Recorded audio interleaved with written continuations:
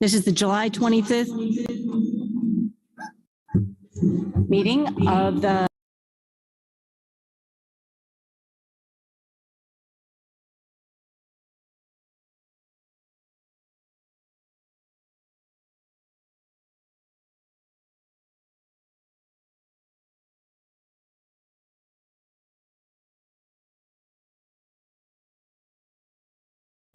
You try that again. You want me to try again? Okay. Yeah, let's go. Okay, let's try this again. All right. Welcome to the July 25th meeting of the Lawrence Douglas County Metropolitan Planning Commission. Hello, everybody. Before we get started, we are still hybrid. We have people online and in the room. So I'm going to ask Becky Pepper to read the protocol for this evening. Thank you. Good evening, everyone. My name is Becky Pepper, Planning Manager. Joining me here in the City Commission room is Jeff Crick, Planning and Development Services Director, and Kyle Kobe, who'll be helping to facilitate the Zoom video portion of the meeting. We will work alongside the chair to facilitate the meeting proceedings. I have a few housekeeping items for this hybrid meeting. This meeting is being recorded and broadcast on the city's YouTube channel and on cable channel 25. Please remember to mute yourself during the meeting when you're not speaking. The chat function for this public meeting is disabled. All chats will go directly to the Zoom facilitator. Unless you're participating during the meeting, please turn your video off. This allows the active meeting participants to be seen on screen, and you'll still be able to hear the meeting. When you are participating, though, please turn your video on. And if you have any trouble, you can send a chat to the Zoom facilitator. The city reserves the right to mute people or turn individual videos off to minimize distractions during the meeting. And with that, I'll now turn it back over to the chair. Thank you, Becky. Before we get started here, general business and through the agenda, I'd like to ask that we rearrange the schedule a bit. We have 3 items that are related, and then 1 item to go at the end of the evening as the agenda reads now for SUP 22-00165. If there are no objections from the rest of the commission, I would like to move that to the front of our regular agenda so we can spend the bulk of the evening on the matter of the rezoning and special use permit. Great idea. Yeah. Objections? Okay, so we will go with item number 2 first when we get to the regular agenda. Okay, for now, we're back up to the minutes. If there are no objections, do I have a motion to approve the minutes? Move, we approve minutes. A second? Second. Commissioner Carter seconds. Any discussion? All right, can we have a vote, please, Jeff? Commissioner Ashworth, Yes? Commissioner Baroda, Yes. Commissioner Carpenter, Yes. Commissioner Carter, Yes. Commissioner Doover, Abstain. Commissioner Rexroad, Yes. Commissioner Thomas. Yes. Motion passes 6-0-1. Great, and thank you. And I would also like now to take a moment to welcome our newest commission member, Prashant Duvor. Thank you. If I'm sorry if I will get that. Perfect. That was Okay, perfect. good. So welcome. Thank welcome. you. Thank you. All right, so on to communications. Do we have any written communications from the public? All communications were included in your packet this evening. Do written communications from staff, planning commissioners, or other commissioners? No additional items tonight. Okay. Do we have any written action of any waiver request determinations made by the city engineer? None this evening. Okay. Is there disclosure of ex parte communications? Seeing none online or in here. Okay. Any declaration of abstentions from specific agenda items by the commissioners? Hearing none. Okay, now we are at the point where we allow general public comment. So this is comments from the public that are not related to the items before us this evening. Are there any members of the public that would like to speak to anything other than what is on the agenda this evening? I don't see anybody in the room. No one online. All right, then we will move on to our regular agenda items. And so what we're going to do is take number 2 first. That is planning staff Luke Mortensen will present the project. It is for approval of a special use permit for the expansion of a legally non-conforming bar lounge and Luke Mortensen will present. Good evening, Commissioners. Luke Mortensen, Planner of Planning and Development Services. Let me make sure I have my screen right. Okay, thank you, everybody, and thank you, Chair, for amending tonight's agenda. Both myself and my applicant, thank you for that. As Chair Ashworth just noted, this item is a request to consider approving a special use permit for the expansion of an existing legally non-conforming bar lounge use located at 733 New Hampshire Street. I added this slide for clarity as the addressing could be confusing. The existing legally non-conforming bar lounge use, Leroy's, is addressed as 729 New Hampshire Street. It's shown in red. The proposed internal expansion area is shown in yellow. Douglas County addresses the overall parcel as 735 New Hampshire Street. However, the area under consideration tonight is the building area that's currently addressed as 733 New Hampshire Street. It's shown in yellow. It's not uncommon for attached buildings in the downtown area to encumber lot lines and have multiple addresses, as is the case here. This subject business is an existing legally non-conforming bar lounge use. It is considered legally non-conforming because the bar lounge use designation was established prior to the adoption of non-alcohol sales requirements in the downtown area. While Leroy's Tavern was not the original bar lounge use in this space, the building addressed at 729 New Hampshire Street has maintained the use and has had a sufficient liquor license history, which is included as an attachment on this agenda item's materials. Over time, these types of establishments have become known as grandfathered drinking establishments. Just a reminder, the bar lounge use is a permitted use in the CD, that's our downtown commercial zoning district, as long as 55% of gross sales receipts come from non-alcohol sales. Previously, those sales had to be food sales.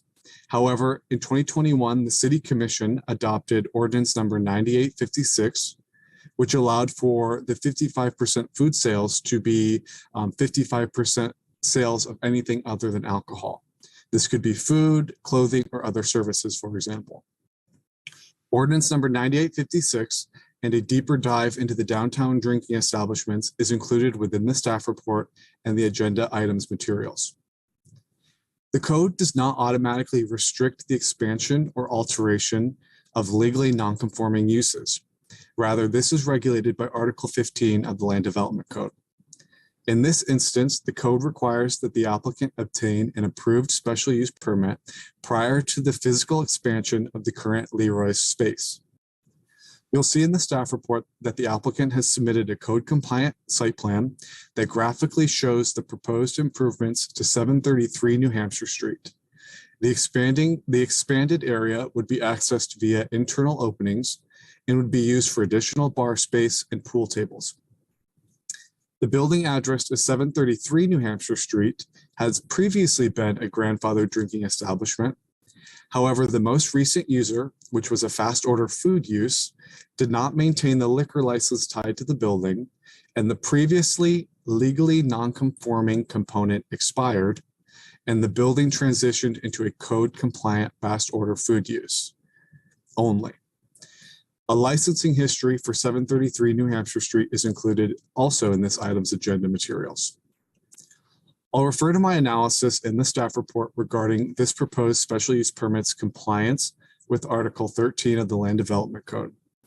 Staff believes this proposed expansion satisfies some identified goals from both the city's comprehensive plan, that's Plan 2040, and the recently adopted Downtown Lawrence Plan. I'm happy to try and answer any questions about downtown drinking establishments. During the pandemic, and now as it begins to ease, this has once again become a topic of discussion. That being said, I would encourage you all to consider this proposed special use permit independently of that larger conversation and consider this as an expansion of an existing legally non-conforming bar lounge use.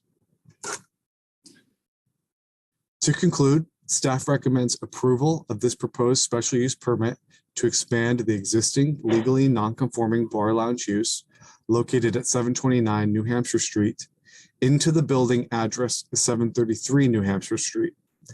The applicant has submitted a site plan and materials that satisfy the standards for when and how non-conforming uses may be expanded as outlined in Articles 13 and 15 of the Land Development Code. Staff does not recommend any conditions or time limits. Just a note, your recommendation tonight will not determine whether the existing legally non-conforming bar lounge use at 729 New Hampshire Street may continue to operate. Your recommendation tonight will center on the applicant's proposed expansion into the space addressed at 733 New Hampshire Street. Alternatively, a separate and new bar lounge use could be established at 733 New Hampshire Street as long as 55% of its gross receipts come from non-alcohol sales.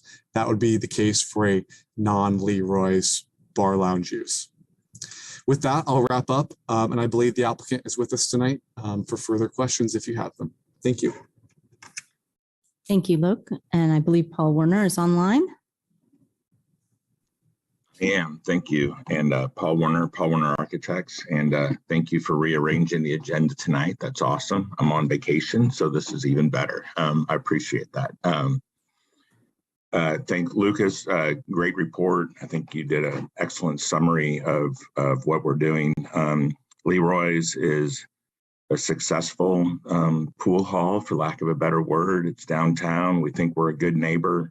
It is operating under a grandfather liquor license, as Luke mentioned. The space available next door became available when Grinders kind of failed. And we submitted some pictures. I don't know if you guys have seen those, but when they left, they took everything. So I wanted to be clear that everybody knows there is nothing left in that building at all other than the bathrooms, which is kind of awesome for us. But and doing a little bit more research and stuff, that Leroy's is really hamstrung by doing pool tournaments because they can't have enough pool tables to really get some of the bigger tournaments. So this is an opportunity for them to expand their business. Think it's a great use. It's a good building to expand into. It's a good street to expand in downtown, we believe. We think they're a good neighbor. We don't know of any issues at all that some of the other bars have. So we appreciate staff support, and we look for your guys' support, and happy to answer any questions. Thank you. Thank you very much. Is there any public comment on this item? Now's the time to invite public comment on this particular item of Leroy's Bar downtown. There's no one in the room. Is there anyone online?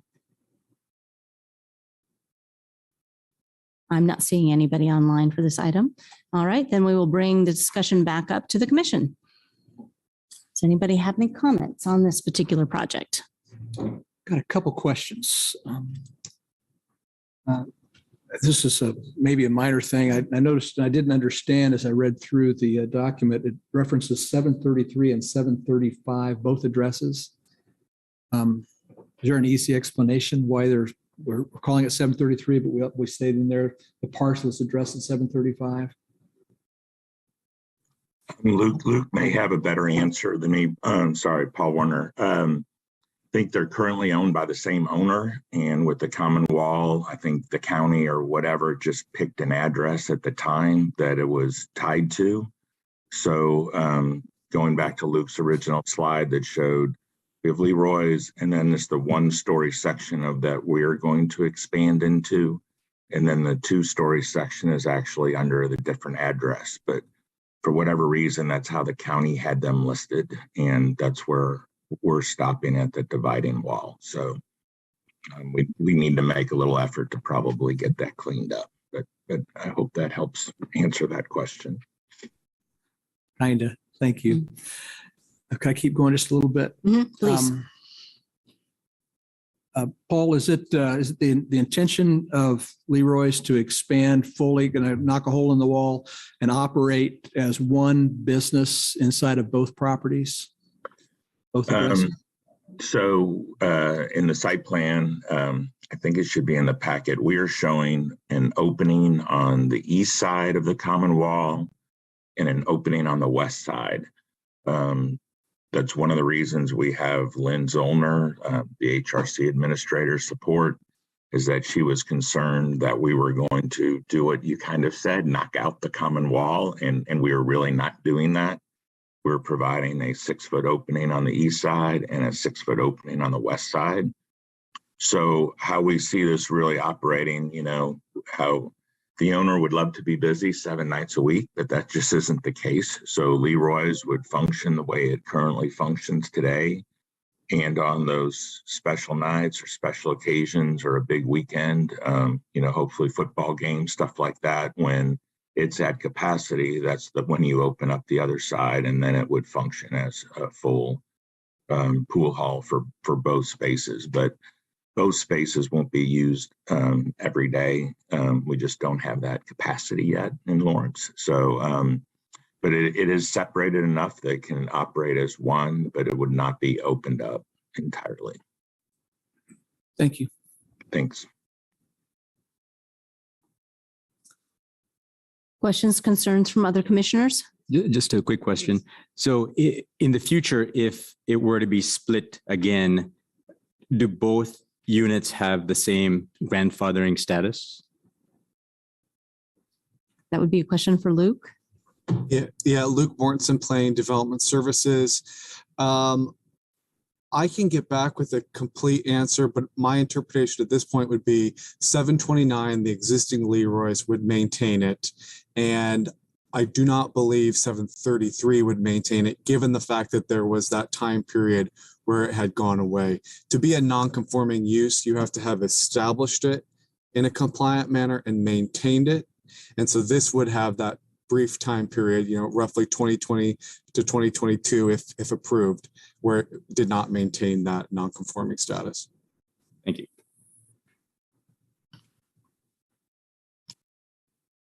Any other concerns, questions from any commissioners online? Yes, Commissioner Carter. Thanks. I have a question for staff. Back September 2021, we considered a text amendment, and I believe we forwarded it to the City Commission with a recommendation to approve that offered greater flexibility in the expansion of non-conforming uses. Could you remind us of what happened to that text amendment, and also how it might affect, how this expansion might affect the bottleneck, which was, I believe, the entity that requested that text amendment? Yes, Luke Mortensen, Planning and Development Services. Yes, you are correct. There was a text amendment to the Land Development Code that altered and kind of amended how non-conforming uses can be expanded and altered. And so that's going to be in Article 15.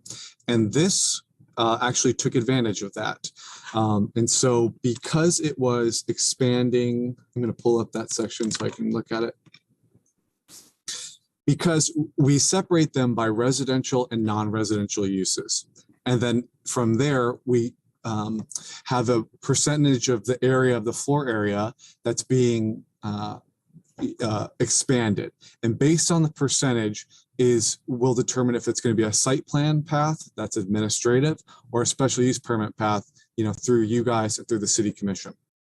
Because this case was a non-residential use that was expanding more than 15% of its existing non-conforming floor area, that's why it got put on the SUP track. And I would imagine, to my knowledge, I haven't seen anything from that bottleneck come through, but that would probably be a similar situation if they were looking to expand more than that 15% of the existing floor area. Great, thank you, Luke. Yes, thank you, Commissioner Carter, for reminding us of that previous text amendment. Any other? Yes, Commissioner Carpenter.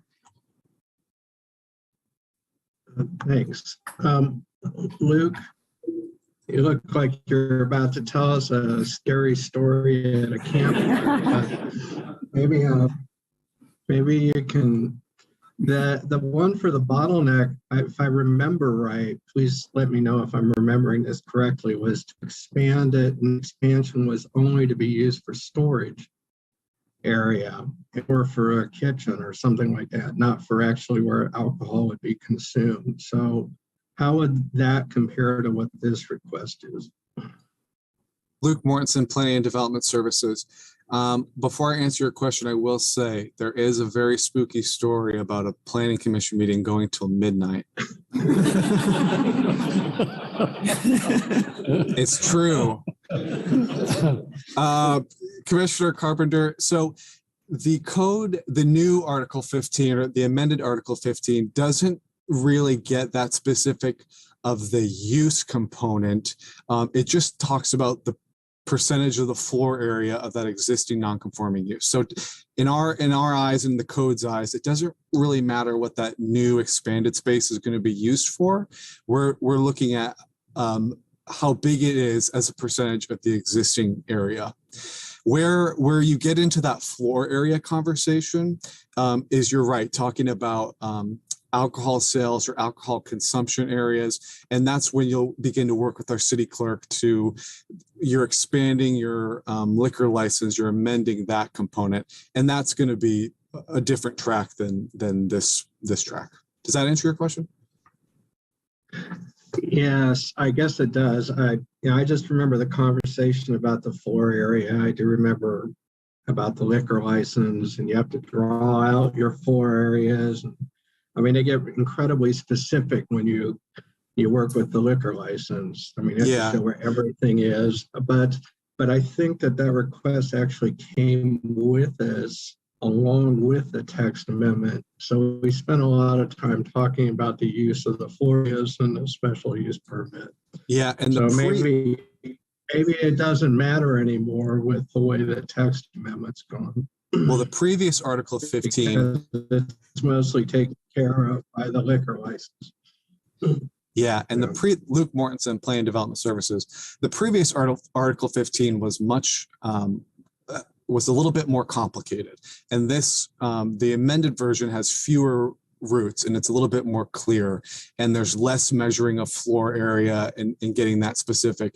Now it's a little bit more clear, residential versus non-residential, and then we have certain benchmarks. We have 15% and 25% of our floor areas, and so I'm guessing that's what you're thinking of, probably of the more complicated previous version of 15.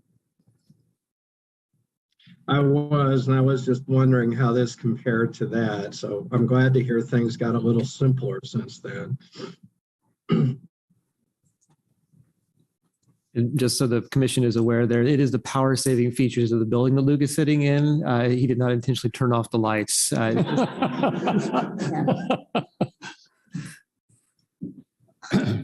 All right. Is there any further comment on this item? I have one additional comment. Yes.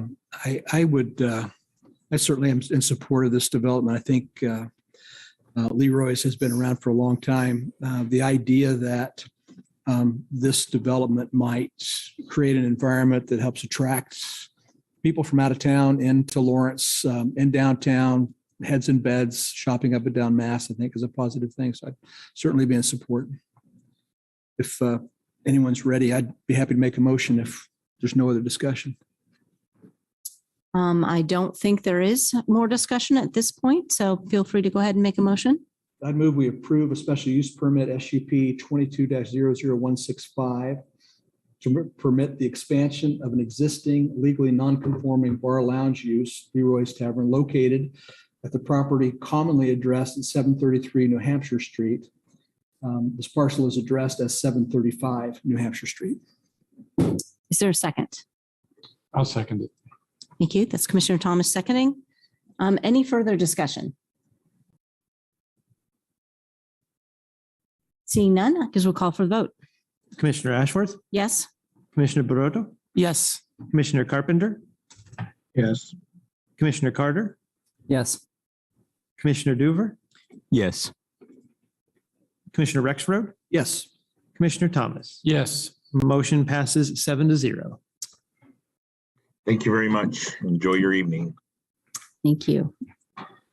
All right, now we are headed for regular agenda item number 1. The 3 parts, A, B, and C. Each will have to have a separate vote this evening. But staff, Mary Miller will be presenting all 3 at once.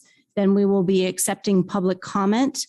I've been told there's been a request to extend the public comment, or each individual who is going to speak on this in public. So I'm allowing that to go for 4 minutes instead of the regular 3 minutes. If the applicant has a couple more minutes on their 10 minutes, that would be fine as well. So what we'll do is we'll have staff present all 3 items. We'll have public comment on all the items, and then we will have a discussion on 3, but separate votes. The applicant is requesting 10 minutes per item. Well, I was going to give 4 minutes per person. Okay.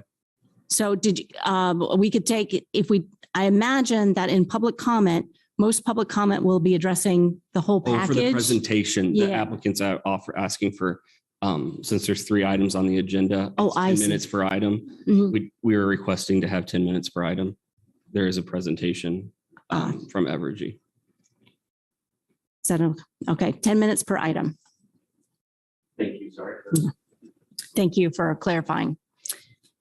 So, planning staff, Mary Miller.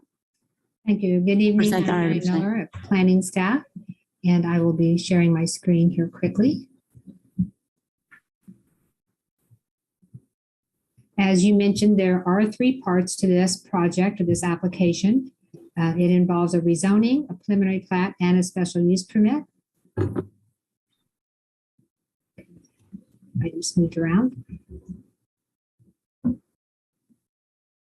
This item was before the Planning Commission in 2021, in June of 2021. And the Planning Commission held a public hearing and returned the items to the applicant with directions to work to address the issues that were raised at the meeting and to work with the neighboring property owners. And the applicant since then has purchased additional land, which allowed them to move the substation to the north. And we've identified an error in the staff report. The applicant notified me that it was moved 42 feet to the north, not 62 feet. There was a typo in some of the information. So it was moved 42 feet further to the north rather than the 62 that was noted in the staff report. Since it's been over a year since it's been before the commission, and there's several new commissioners, I'll present this as if it were a new item, but I will highlight changes from the previous plans. With the additional land, the rezoning application is being revised just to update and the area within the request. Approximately 2 1/3 acres were added, bringing the area from 7.23 to 9.57 acres. The project includes 1 lot along Castle. It's 1844 Castle. This is currently zoned RS7, so while it is part of the overall project, it is not part of the rezoning request. The area outlined in dark blue is the area that was in the 2021 rezoning request, and the area in the dashed, that's just generally showing where the new area was added. This rezoning request would extend the RS7 zoning over the entire property. Per the cooperation agreement between the City of Lawrence and the University of Kansas, land that is owned by KU or the KU Endowment Association can be zoned UKU, University Kansas University District. Land within this district is exempt from the Land Development Code, but is governed by the cooperation agreement. When property is sold and is no longer owned by KU or the Endowment Association, it is necessary to rezone to an appropriate zoning district, so that future development on the property will be subject to the standards of the Land Development Code. This map shows the zoning districts in the area. The area highlighted in yellow is currently zoned UKU, and the subject property is outlined in blue, as I mentioned earlier. And we have RS7 zoning to the west, except for 1 lot, which is zoned RM24 for multi-dwellings. It's currently developed with a detached dwelling, but it would be possible to develop it with a multi-dwelling. The area to the south is zoned PUD. This is an older zoning district. When it was instituted, there was a base zoning of RS2. And that was a single dwelling district, which converted with the 2006 development code to the RS7 district. So the property is basically surrounded on the west and the south by RS7 zoning. So the RS7 zoning that's being requested would be similar to and compatible with the zoning that's currently in the area. The RS7 district permits a very limited range of uses. Uses permitted by right are on the left side of this table. Being permitted by right means you either don't need any approvals, and that would be crop agriculture, or you just need a building permit, and that would be the residential projects. If you're a minor utility, a limited extended care facility, or a neighborhood institution, you would need a site plan. All other uses in the RS7 district would require a special use permit. Some uses are considered compatible with residential, but they may have off-site impacts, and so they require special use permits, such as an adult daycare home or a cultural center or library. And then there are other uses which may be necessary to locate in a residential area, such as utilities and cell towers that may also have off-site impacts. And these are also permitted when approved with a special use permit. And the intent of this project is to develop the property with a Evergy substation. So the rezoning is being evaluated for the appropriateness of the proposed district in the area, and the proposed use will be evaluated with a special use permit, which is also being considered tonight. Another factor we look at with the zoning request is any detrimental impacts that could occur with the rezoning. And with the proposed rezoning, this shows the 2021 proposed layout of the substation with the transformers.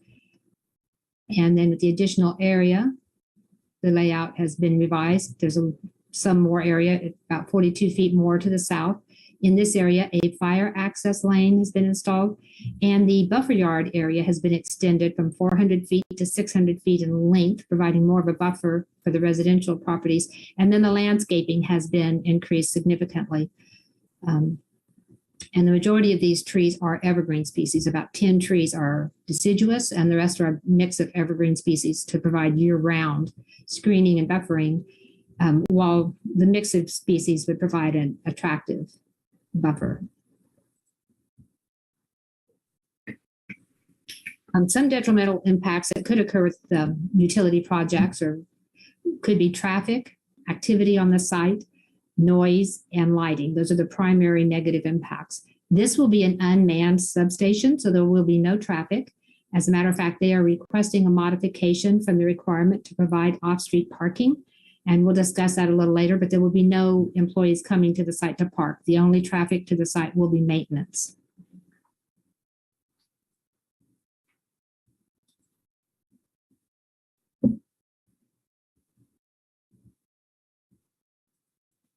Staff recommends approval of this rezoning request from new KU to RS7 and forwarding it to the City Commission with a recommendation for approval based on the findings listed in the staff report. And the second part of this project would be the preliminary plat. The Land Development Code permits building permits only on platted property. As I mentioned, 1844 Castle Drive is a platted lot, but the KU property is unplatted. Therefore, it's necessary to go through the major subdivision process to plat those. The two properties would be combined into one platted lot of approximately 9.98 acres, and neither of the properties is currently developed.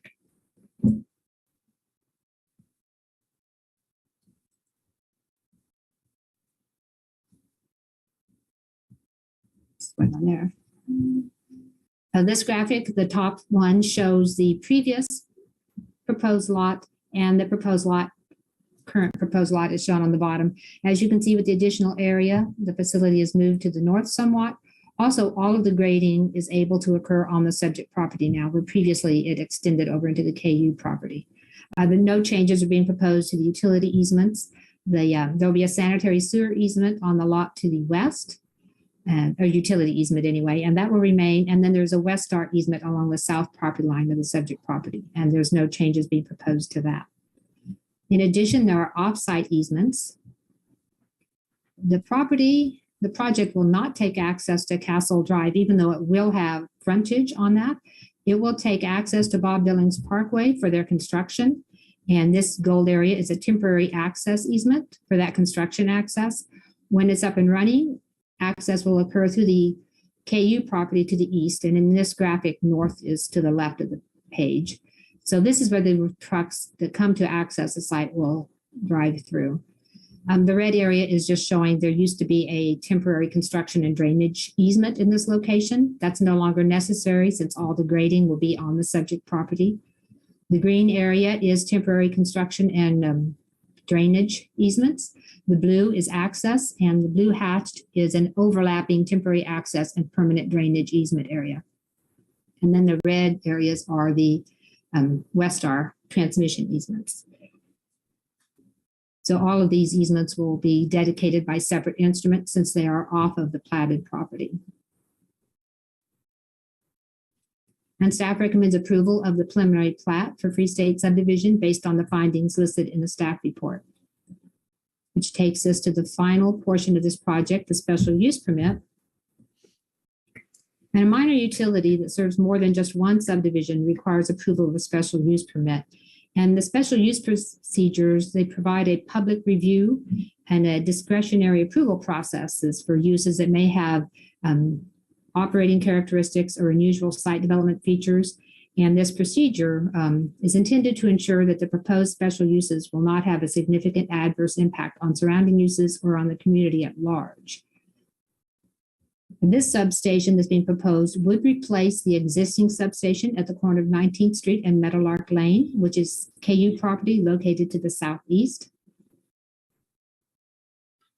And as I mentioned earlier, the most common impacts with these types of special use permits or special uses are traffic and lighting and noise and activity. And in this case, lighting and noise would be the most significant potentials for negative impacts.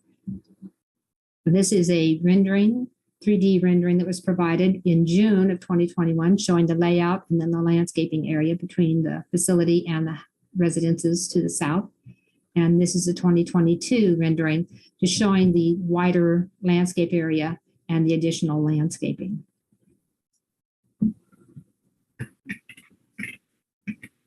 The only exterior lighting that they will be using will be emergency lighting. So this will not be lit except when maintenance is going on at night, emergency maintenance. And they have requested a modification from the lighting standards in the development code so that they can use floodlights, as this would allow them to be on shorter poles. And so that would require a modification as the development code requires full cutoff lights and the source of the light cannot be visible. And one of the conditions is that a point-by-point illumination array be provided so that we can determine for sure that these floodlights would not provide lighting trespass off the property lines and impact the nearby residences. The proposed landscaping exceeds that we would require for our most intense buffer yard, which is a type 3 buffer yard. That would go between an industrial and a residential use. And in addition, they are proposing a 10-foot tall stamped concrete wall. And noise is another impact that we would associate with a substation. And with the 2021 staff report, there was an attachment. Staff went out and measured the noise levels of various substations just to get an idea of how loud are they as a rule. The average sound level for the 3 substations we measured was 54 decibels. And we took this measurement at the fence for each substation, and these were all chain link fences. And so at that time, staff recommended that a sound study be conducted so that we could ensure when we set a maximum sound level, it would be appropriate for location next to residential properties. And the applicant did conduct a sound study. This graphic on the screen is from that sound study. And that was included as an attachment with the staff report. And the study shows that with the 4 transformers, the noise level on the south side of the wall would be between 49 and 55 decibels. And it varies from the east to the west, depending on the topography. At the property line, the noise level would be 38 to 42. And that would be in area A, 41 to 44 in the area that's B, the next area. The center area, it would be 44 to 47. And 43 to 51 on the west area, and that would be at the property line. So based on this sound study, staff recommends setting a maximum sound level on the south side of the wall of 52 decibels. And this would ensure that the sound attributed to the substation would not exceed that shown on the sound study. The applicant noted in the sound study that the reason for the difference in the sound levels is the topography, where the facility is lower than the surrounding property, the sound travels better. So where the surrounding properties are lower than the facility, you have better sound protection. And so to get an idea of what 52 decibels would be, this chart is online. There's several of these and they're very similar, but it shows that if you're 50, that's about the sound of moderate rainfall, and 40 would be a quiet library, and 52 would just be a little bit above the moderate rainfall, and that would be at the south side of the wall, and then it should be quieter as it moves away from there.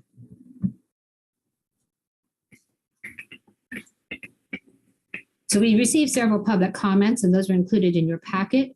And one of the comments we received asked how the sound level would be monitored and what kind of changes could be made to the special use permit without requiring a revised special use permit.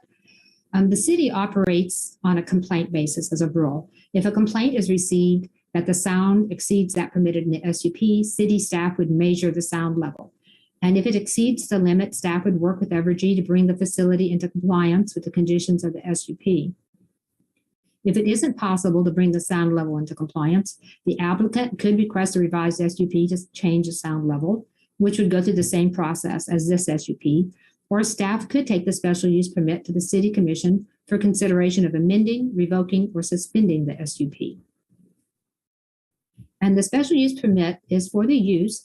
Changes to the site, which are basically changes to the site plan, can be approved with an amended special use permit site plan with the same special use permit process as the original plan, or minor changes, such as changes of landscaping species, could be approved by the planning director administratively. And the development code has a list of changes which can be processed administratively, and there are a very limited range of uses. For instance, buildings could be reduced in size, they could be increased by 500 square feet, detached dwellings could be replaced, or parking spaces could be relocated. The only one that would actually apply to this project would be the change of landscaping species. That could be done without having to come back before you.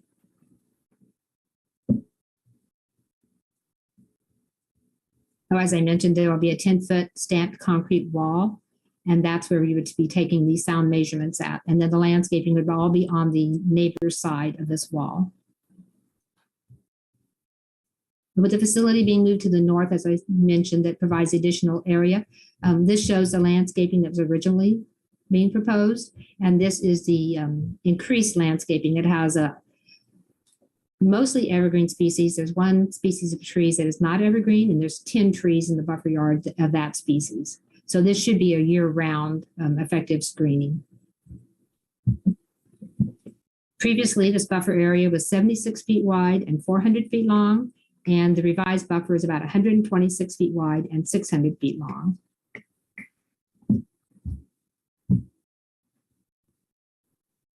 So there were two modifications requested. One was from the parking requirement. Section 2902 of the Development Code requires off-street parking for minor utilities. But since this is unmanned and the only visitors to the site would be in their service vehicles, they've requested that that standard be modified so it's not required to have off-site parking or off-street parking. And then a modification to the lighting standards, so that full cutoff fixtures are not allowed and they can use the floodlights. And of course, we would look at that point-by-point illumination array to ensure that that would not create a trespass issue for the neighbors.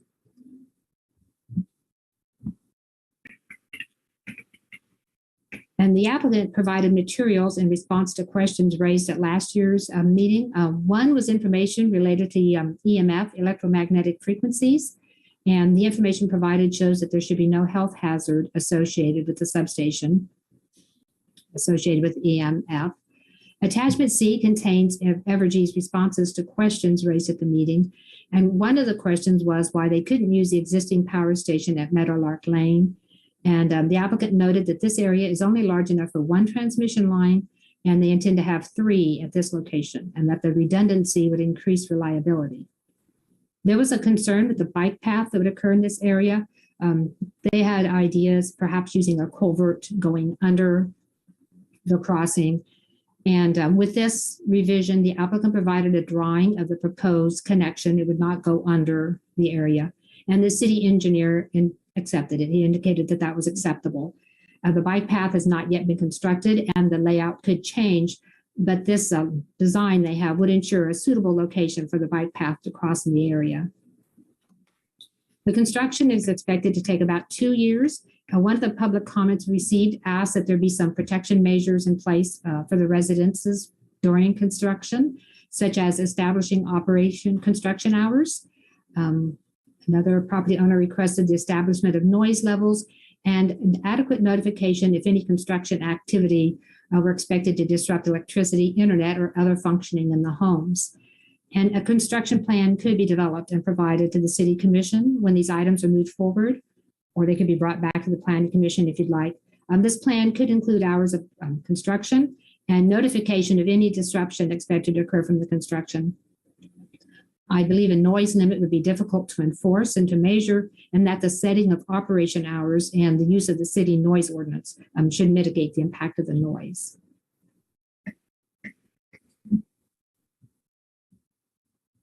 So staff recommends approval of the special use permit with the requested modifications and forwarding it to the City Commission with a recommendation for approval based on the findings listed in the staff report and subject to the conditions in the staff report, with the addition of a construction plan, if the Planning Commission finds that appropriate, which would set the hours of operation and notification for expected disruptions to household power or internet. And that concludes my presentation. And I believe the applicant is here. So. Yes, thank you, Mary. And will you be taking these in the order? We have an each? overall presentation that we'll walk through.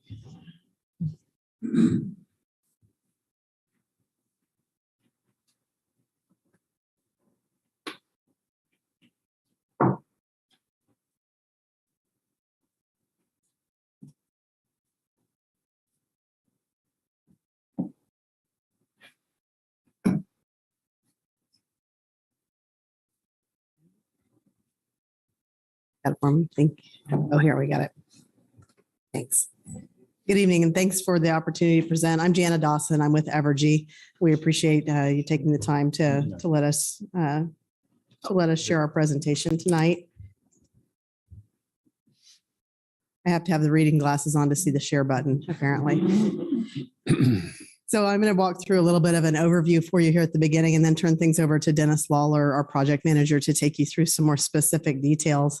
But we wanted to come through and provide a little bit of a company overview that explains the context of the project, in that our company's strategic plan really has put an emphasis on improving reliability, sustainability, and affordability for the customers that we serve. We're up to now with the merger of KCP&L and Westar in 2018. We have a service territory that covers both Missouri, parts of Missouri and Kansas, and about 1.6 million customers that we serve within that. And we have about 4,400 megawatts of renewable energy now. So about half the energy that we provide to our retail customers are coming through from renewable sources. That's that sustainability piece. We have about 10,000 miles of transmission lines and about 52,000 miles of distribution lines that feed into neighborhoods, and about 16,000 megawatts of generation capacity now. So that's where the company is size-wise. From a generation capacity by fuel type, again, as I mentioned, we are continuing to move away from fossil fuels. That's part of the sustainability portion of our plan.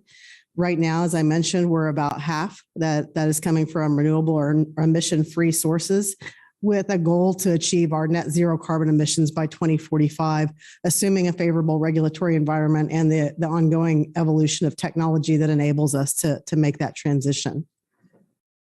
Our emissions reductions were down about 46% in CO2 emissions since 2005, about 98% in SO2 and 88% in NOx emissions. So again, those are actuals in 2021 versus 2005 levels. And we also have a pretty robust water conservation program that we've put in place, where we're recycling and returning for downstream use about 281 billion gallons of water, with only about 13 billion gallons consumed. So you can see the emphasis on sustainability. When it comes to that customer focus, we have been managing through the COVID environment like everyone else. We were one of the first companies in the nation to put a moratorium on disconnects to help people manage through COVID. So we do have that emphasis on customer.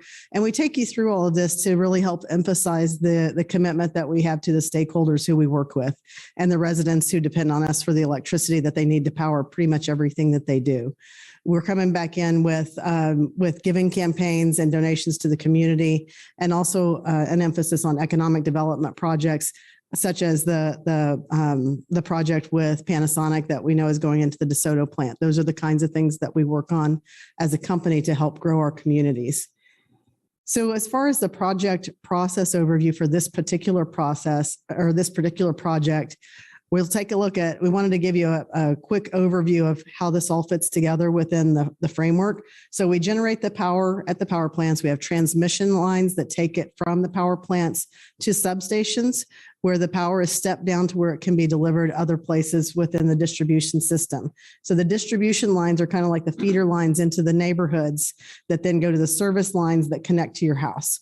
So in this particular case, we're talking about a transmission line, a large lines that come into this substation that help power a large portion of the Lawrence community. And as we go through projects like this from a stakeholder engagement standpoint, we come in and we do a route study and selection before we ever build anything. We take time to do the study and selection. We go through and acquire any easements that we need to do. We come in with community engagement opportunities and open houses where we visit with residents. We take the surveying and soil and boring sampling, line engineering, right-of-way preparation, construction, and then at the end, right-of-way restoration to be sure that we're good neighbors and we leave things in as good as condition or better than what we started. And in this particular case, when we're talking about a substation, these sites require large areas of land that can be accessed for maintenance and connected to the local power grid. And that's why we need a little bit more space than what we were talking about over on the Meadowlark side. We need more room to be able to access. And it can be especially challenging to find places in urban areas where we're coming back in and replacing aging infrastructure to be sure that we're developing the grid and making it ready for the future. And that's why this site is particularly ideal for what we're talking about. And when I'm talking about enabling for the future, what we're talking about with this is being able to deliver the power that all of our stakeholders need. And we come in and look at stakeholder needs and talk about, in this case, neighbors, businesses, the community, local leaders, our regional customers, our regulators, and our employees all feed into the stakeholder engagement that we take a look at.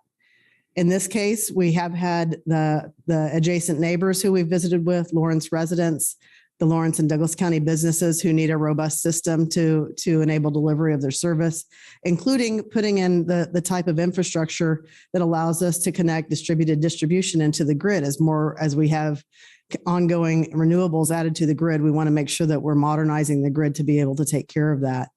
The University of Kansas, community leaders, and customers across the region, since these are transmission lines that feed a broader swath. In this particular case, we hosted a neighborhood open house April 7th. We had about 30 people attend that. We also have a very robust stakeholder engagement tracking system at Evergy, where we enter in every stakeholder engagement that we have for a particular project. And for this one, we have about 1,000 entries in that system of stakeholders who we've had contact with over the life of the project. So as far as the benefits go with this, again, we're strengthening electric reliability with this new modern substation being needed to meet growing community and regional needs. So this is for the Lawrence community at large for reliable electricity and replacing that aging infrastructure. We're strengthening the regional power grid as we continue to grow and have other projects that come in. The demand for energy will be changing, and we want to make sure that we're able to support those additional renewable energy resources. And then we're preparing for future growth in the area. And these lay the foundation for that reliable, affordable, and sustainable power grid and to provide safe energy for the customers and communities in the long term. It'll allow us to serve those future homes and businesses now well into the future. As was mentioned in Mary's presentation, one of the pieces of this that's key is that we right now have 2 transmission lines and there's more opportunity for if we had a major storm that it would take out power for a large section of the community in this area. When we have 3 lines running in, it allows for additional redundancy so that we can reroute power on the different transmission lines to ensure that we're still able to deliver power when we do have an issue. So having that redundancy is a benefit to the broader community and to the neighborhoods. And the way that the lines run, we're talking about benefits for the Lawrence community at large. And then again, building the Free State substation allows for the existing transmission line and substation to be removed. So the transmission lines that are in the neighbor's backyard right now will go away. That'll go down to smaller distribution poles. And then the substation that requires the trucks to be going into that residential neighborhood, that can be removed, and we'll have this one where we have the access through the KU property.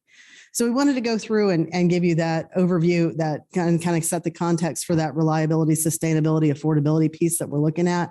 And so with that, I'll turn it over to Dennis to go through the project details. Thank you, Ms. Dawson. Thank you. Thank you, Jana.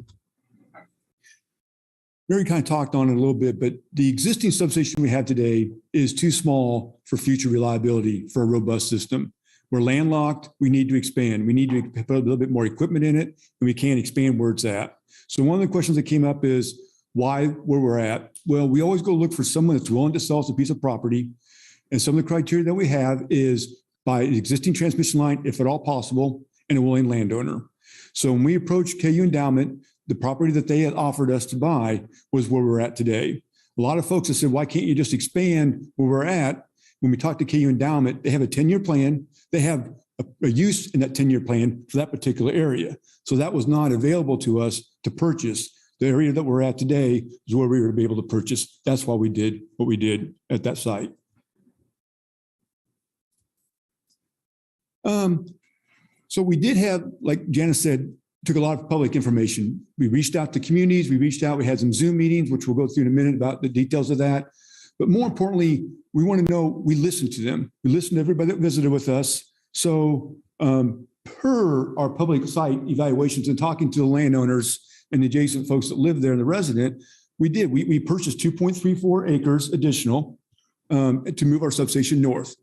We also performed a sound study.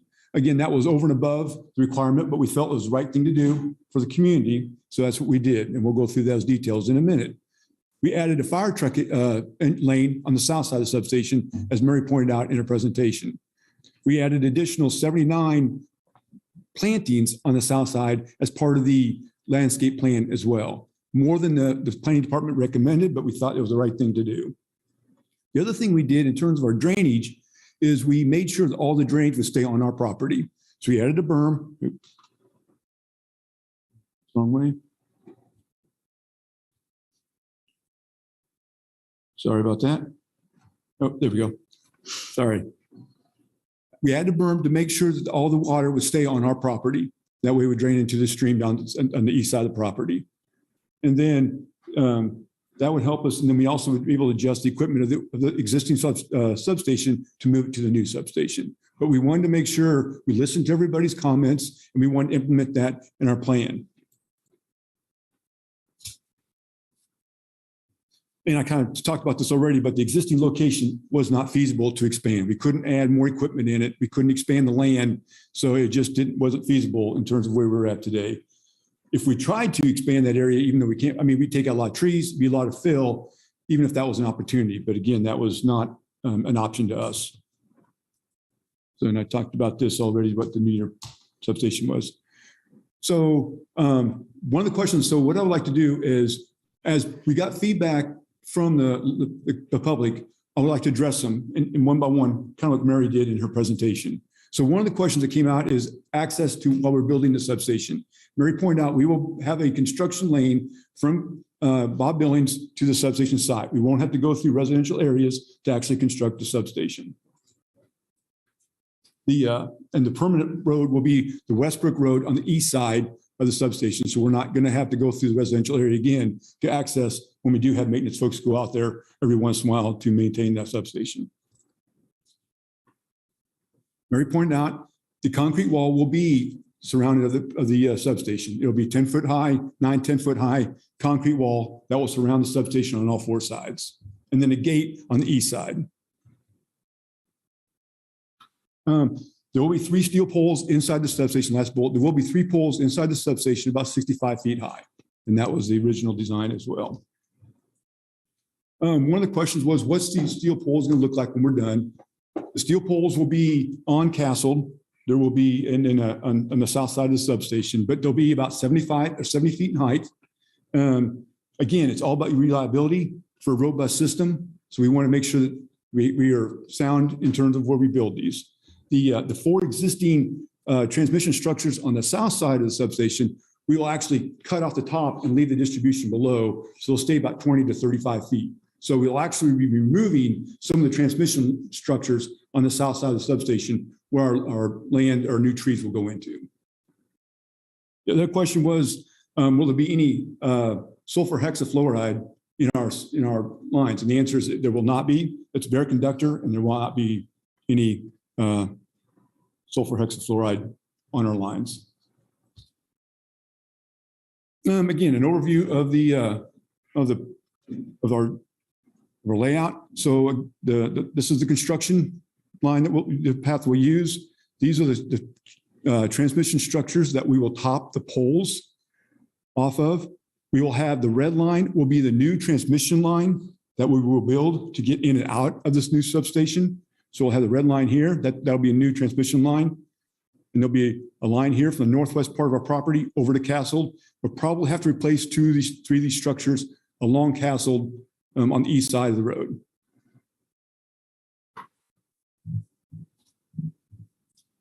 Again, a rendering of what it looks like when we're all said and done. And this is the layout of the structure of the substation when we're all said and done. Again, with landscape, and then access from the east, we'll have a road coming in from the east. So that's how we'll access the substation. So one thing I wanted to put together was landowner notification. So just to lay out what our process was, did we notify anybody? How do we notify folks? So if you look at the first letter that, apologize, I can put my glasses on. January 25th to 21 is when we sent out the first notification letter to any landowner 400 feet of the property. And then May 6th, we did a Zoom meeting, an invitation to a Zoom meeting that we held on May 18th of 21. And then in May 24, we mailed out a letter to all the landowners. And then we sent in September 21, we sent an updated letter saying, hey, we're working on the updates to comments that you provided back to us to let them know that we're still working on it. So the communication went out. And then we sent another one out in November of 21 because we're still working on it. We had to purchase, again, we had to move the land north, so we had to buy more land. We had to redesign the substation. So we wanted to make sure it was right before we finalized and went forth. And then we sent all landowners 400 feet about an open house. And we held that open house on April 7th. So in all, we had, by phone, we contacted about 400 residents. We emailed about 60, in person, less than 80, and then others being text, whatever the case may be. The other thing I want to highlight is we are not required to go door to door, but we did. We wanted to make sure folks knew about it. We door to door, knocked on the door, visited with them. So that was something that we did over and above because we wanted to make sure they knew what was going on and that we were communicating with the landowners. And then this is the construction schedule. So hopefully we'll start this. Hopefully tonight we'll get a vote, and then we'll start construction this fall. And then next year we'll start with the substation itself and the transmission line, finish it in 24, and then 25 we'll remove the KU West Campus substation.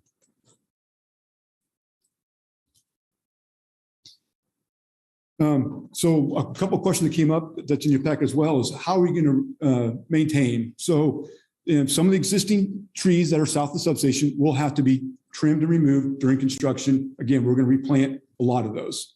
We tried to make sure as we develop our transmission line, we make sure it's least impactful to the community. And that's what we did on this particular project. So we tried to make sure that when we look at the transmission line, look at what's going on, try to remove the least amount of vegetation. But some will be trimmed and some will be removed. Landscape plan, again, it's pretty robust. We spent a lot of time looking at it, enhancing it. A couple of questions that came up is what trees we're going to plant. And again, we wanted to make sure that they would be all year long, so they could be deciduous. So that way people wouldn't look out the back window. If they wanted to, they could see the wall of the trees. It'll be no different than virtually like it is today in terms of we'll have a lot of trees back there, especially if you go up by the library, where the trees were planted up there. One of the questions that came out is how are you going to maintain this area? We're not going to use herbicides. We're not going to use pesticides. It'll be mowed or weed eated with a mower. So that was another question that came out. And again, the staff has reviewed the landscape plan and they've approved the landscape plan. Trail concept. So we went through the process again. I'm not sure. So the original idea was we'd build a big culvert and then maybe make that part of our path going through the culvert to their side. Went through the planning process, visiting with folks. That wasn't such a good idea publicly. So we came back and we actually redid the grade.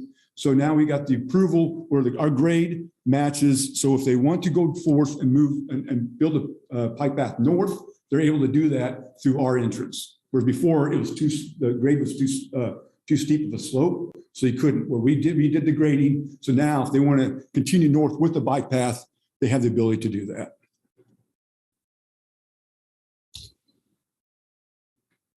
Stormwater drainage, that was another concern people had, was that we were going to force water, especially the folks that live south of the substation. We redid our drainage plan to make sure that all the sheet flow water stays on our property. The city planner, stormwater engineer, has reviewed our plans, has approved our plans in terms of going forth. The big thing we did was we did add a berm to make sure that water stayed on our property. Another question that was asked is about environmental impact statement. We did conduct an impact statement, and the opinion of the environmental professional that said that no further investigation needs to be done at this time. So that was done as part of the process. Groundways. One of the public meetings we had, or the last public meeting, open house we had, came up about groundways. They're concerned about groundways from the the transformer that we have. We have had no issues ever that we know of internally of ever having any ground ways or any issues related to groundways. We operate hundreds of substations across the territory. And again, nothing has ever been found that's been an issue regarding groundways. The substation is built, the transformer is built on a very thick slab of concrete. All the breakers, most of the equipment that is heavy will be on concrete pads. So again, the ways that we have water lines, we have storm sewer lines going by a lot of our substations. We've never had any reported issue of any of those cracking or failing due to ways. The home values came up in terms of you build a substation, my home value is going to go down.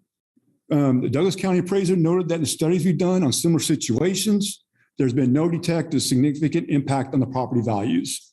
And the staff also reviewed that, and they said no information is available, which would indicate that the location of the substation would not negatively impact the value of the properties in the neighborhood. Cell and towers. Can we put cell antennas, towers on our substation? And the answer is no. We're concerned about if we did anything like that and they fell down into our equipment, there's a good chance of causing damage to our equipment, causing outages, things that we don't want to have happen. So we do not allow any antennas, anything like towers on top of our substation walls. One of the questions that was asked was, what equipment do you have in the substation? So we made a list of the equipment that we have in there. And the only equipment that the breakers, again, was one of the reasons we needed a new substation. They do cause a big clunk. However, it's several thousand. It's only if it's ever a huge storm. I'd say majority of our systems never have had it. Some of them had a few, but it doesn't happen very often. But that would be the only thing that would be for the breaker. So the question that came up about sound. So we did go out and hire and did a sound study for this particular substation. And as Mary mentioned, when we discussed it with the city planner, with Mary, we recommended 55 decibels. She came back as a group and said, I prefer that we recommend 52. So we said, that's fine. We will do 52. So I felt that was a good negotiation based on the recommendation.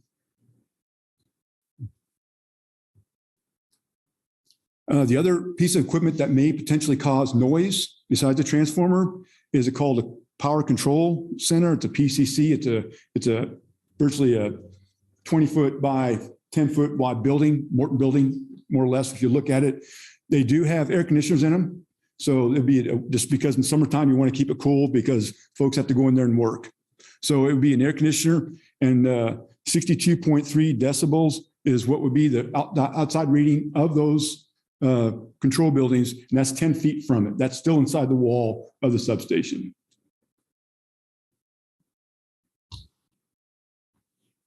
The other thing that we decided to look at was transmission line itself. Does it cause noise?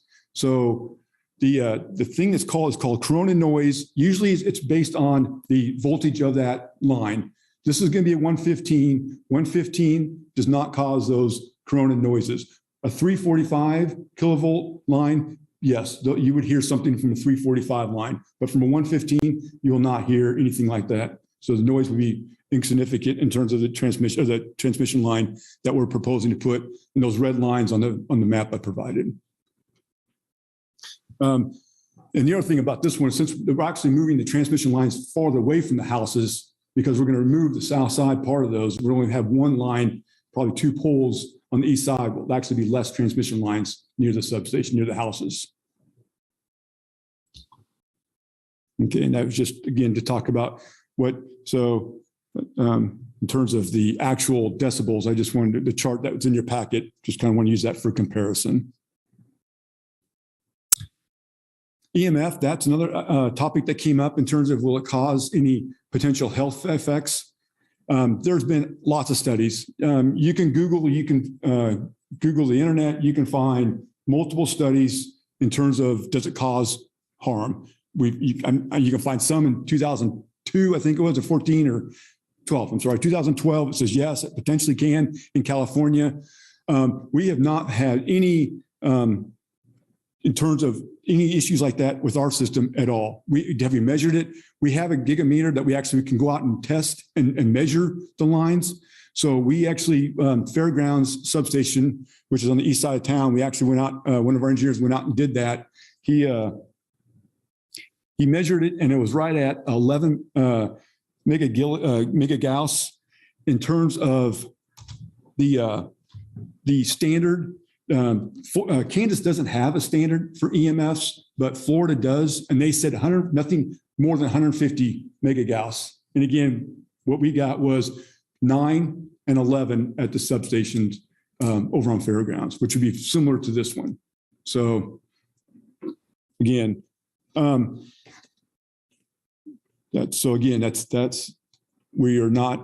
feel like we're very stewards of that. So again, we have submitted it. Hopefully I kind of went through what you already have in your packet to answer some of your questions. And again, I do appreciate your time tonight, and we'd be more than happy to answer any questions. We're asking for a vote tonight so we can move forward, just because, as Janice said, we have a service territory. We're required by law to provide electricity in our service territory. We've had a lot of folks kind of figure out what would be the best place, especially for Lawrence, because of the robust system.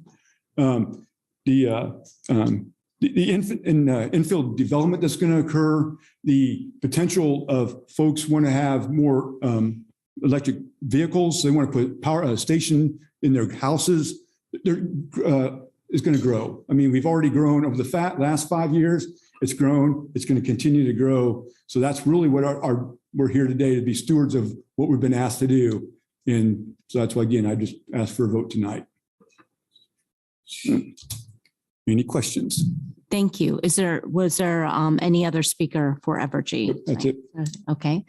Thank you. So we're going to move on to public comment now.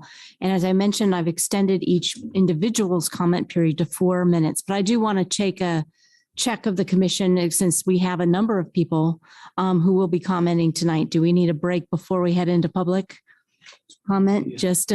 Okay, we're going to take just a 5-minute break, or what time is it? 7:45. 7:50, just before we get started on that possibly long discussion. So. Thanks.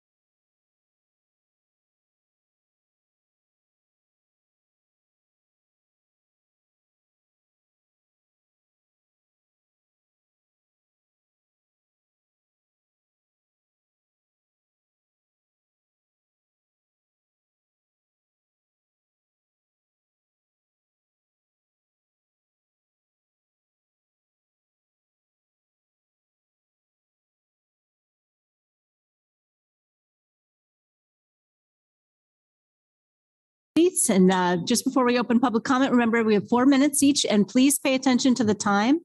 I will ask you to wrap up at 4 minutes because we have a number of people who want to speak. And so please don't take it personally, but I will ask you to wrap up at 4 minutes. And please, if you do have questions, you can ask the questions to the commission rather than directly to other people, and we will try to make sure we get those questions answered, whether they're to staff or to Evergy. All right. Okay. So if you have comments in person, if you step up to the podium and state your name, and we'll start public comment. Who would like to go first?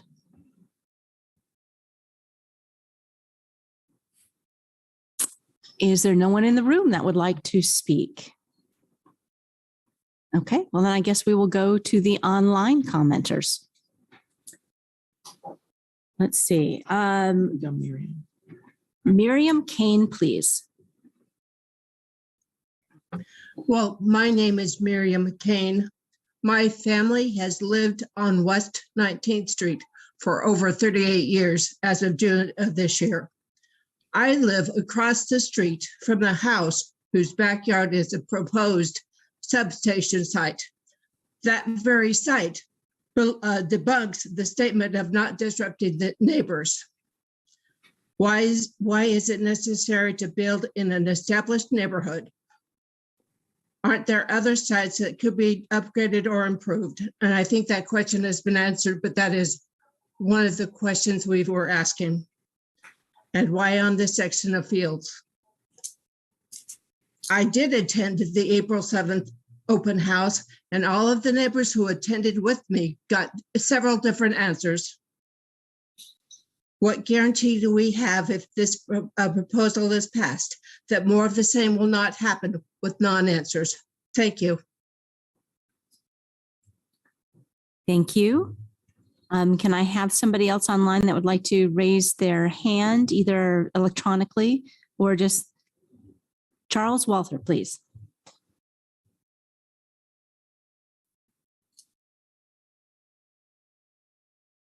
You're still on mute. I'm sorry. Out of practice. My name is Charles Walther. I live on West 19th Street at 3114. We'll be looking directly at this thing. Couple of big complaints that we have. We're opposed to every aspect of this. Obviously use electricity as is evidenced by this, but just because this is the only piece of land that KU would sell them is not a reason to put something that's an industrial site in residential areas. The sites that we were given to compare to are in the industrial park in East Lawrence, and then one at 83rd and Mize in Overland Park, where the neighbors were very unhappy for a lengthy amount of time, and that's an issue. I thought it was interesting that we did not see in the maps shown tonight the existing site at 19th and Meadowlark that is proposed to be closed. If you go east of that, then you can find a significant amount of area that this could have been put on. Yes, KU wouldn't sell them that. I don't think there's a rush to vote tonight. That bugs me a little bit as well. They've been working on this project since about 2015 when they purchased the house on Castle. So I think that make sure that as commissioners, you go through your packets and you look at all the information before you be rushed into a vote this evening. We do maintain that this will decrease our property values. The argument to the contrary was brought up tonight. That's the first I've seen that. I know that we have submitted a variety of documents to your packets that indicate that it does. Anecdotally, we are seeing people move out of the neighborhood, and it just doesn't happen. People get sick or get old and age out, but we haven't had a lot of people move out until the last couple of years. We've lived here 27 years across the street from Merriam. So I don't think that we're in a need for a rush. It's also my understanding that they are building this a little bit bigger than needed for projected growth after the switch or whatever wears out in its projected life of 50 years. I think that you build what you need, make it as, if you build it, and you should not put this here, then build exactly what you need and nothing more, and then we'll reassess it then. What else did I have? The meeting with the neighbors and some of those things, yeah. You've got thousands of communications or whatever you said, yeah. An awful lot of them were, please don't put that here, type communications. Those are what we've sent. So I think that's an issue for us. One of the final things that I think I'm going to go into is when we asked about the maintaining of the buffer yard, I'm less concerned about, mowing and weed whacking than I am about if the trees die. If you build this thing, and you should not, then when those trees die, who is responsible for that? I'm gathering that the city operates on a complaint system. So if trees die, we have to complain to the city. This cracked me up, and this was new information to me tonight as well.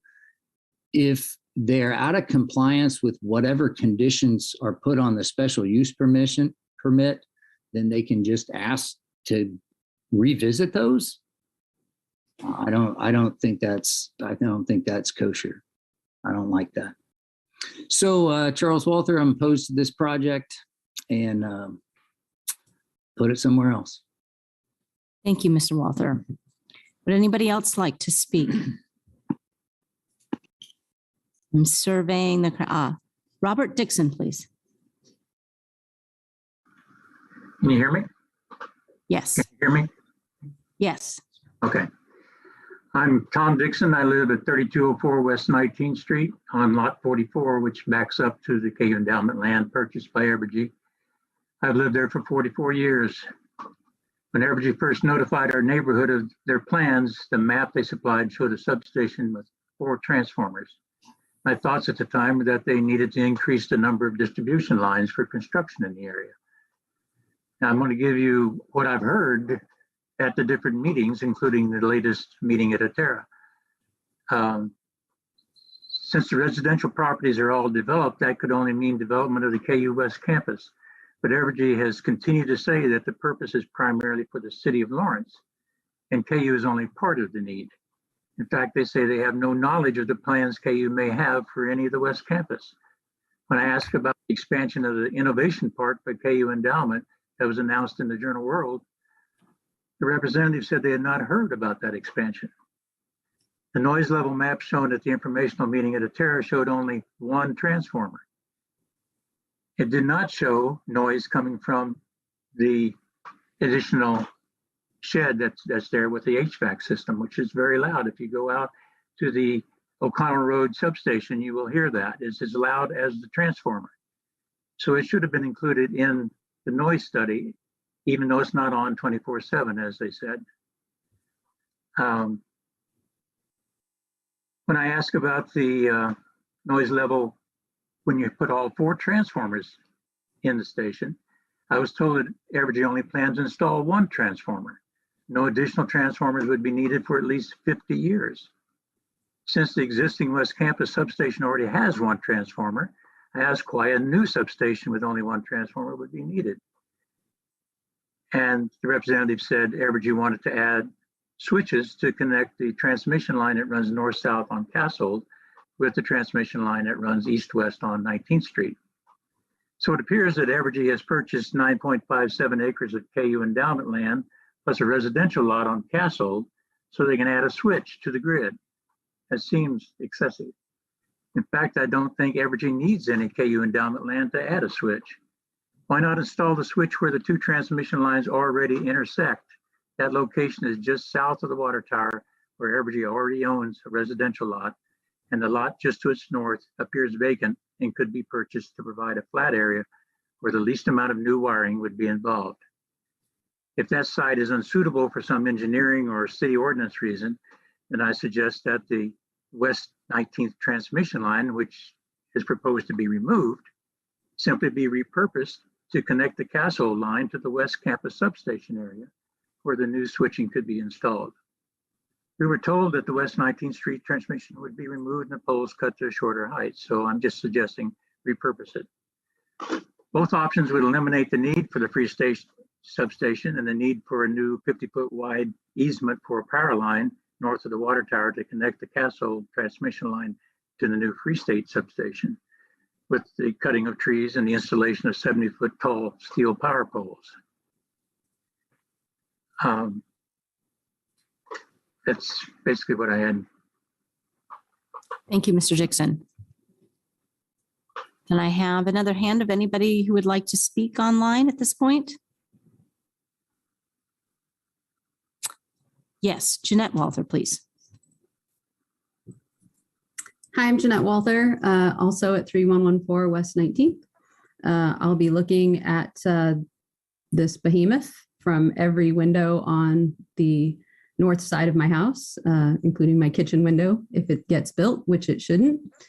And I kind of don't know where to begin. A year ago, more than a year ago, the Planning Commission stated that Evergy should meet with the neighbors to discuss the following concerns: the property values, noise mitigation, bike path, buffer yards, impact of EMFs, and suitability of location. Well, I and my fellow neighborhood association members and all of our neighbors waited to be reached by Evergy. Again, this is not our day job. This is not what we do. We're not familiar. Yeah, we've learned a lot, but there's a lot we still don't know about the processes and procedures of these things. And we waited for Evergy to reach out to us. We thought everything would happen a lot faster, and it never did. And we talked to each other, and I contacted planning and Mary Miller and said, we haven't heard from Evergy. What should we do? And shortly after that, we got the letters that Evergy referred to that they reached out to us. But I'm pretty sure that that was after we were trying to contact them. But I know that counts into their thousands of contacts. That's great. With the negative effects on property values, I echo what else has been said. We've submitted documentation and articles and studies that show that people don't pay as much for properties near substations and power lines. The noise mitigation, something said during the June meeting made us nervous that Evergy is not using the most modern, current, high-tech technology to mitigate everything that would be detrimental to neighbors. Something an Evergy person said made it seem like they weren't using the best technology available, but they could. So we don't have the knowledge to look at what they're putting on this to know that it's the best technology for decreasing the noise impact. And speaking of noise impact, all of the sound studies refer to how loud things are, such as vacuums, such as dishwashers, such as whatever. Would any of you have your dishwasher or vacuum or microwave running 24 hours a day, 7 days a week? No. So I think it's an interesting comparison to talk about the decibel levels of things that shut off.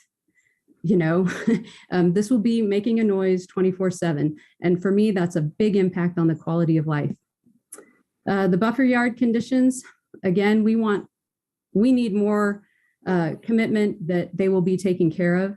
I recall that was a big issue at the 83rd and Mize substation, and that maybe lawsuits were had about not taking care of and still being able to see the substation when the neighborhood thought they wouldn't have to. The electromagnetic fields, I issued a statement on that deep reading into the article that they sent us did not make me feel any better about them. The article still suggests that could be some connection between childhood leukemia, albeit low. I'd rather have zero. And it also mentioned that it might impact sleeping, which sounds terrible to me. The suitability of location. Of course, we're going to ask, as Mary showed in her maps, there is a lot of land, and they are putting this right next to our houses. I want to know how close any other substation this size is to other people's houses. exact measurements, just like our exact measurements. Evergy seems to have some other things going. If I could ask you to wrap up, please. Okay. They seem to have a lot of facilities going in around the state, and I wonder if those facilities are going to be that close to houses. Thank you. Thank you. Carrie Smelzer, I've seen a note pop up that she has her hand raised, but I don't see anything on the screen. Maybe by phone. I keep seeing that name. Yeah. pop up. Can you hear Oh, me now? yes. Okay. This is my husband, Mark Smelter.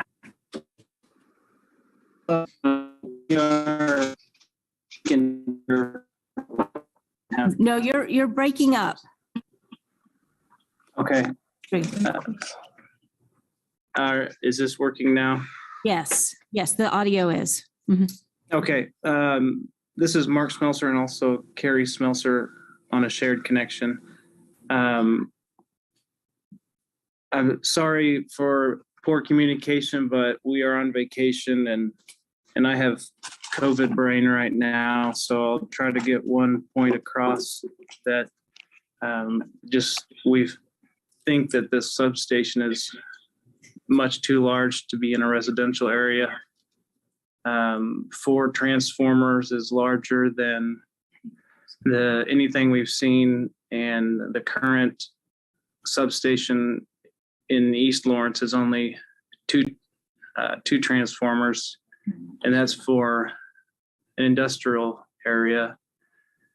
And so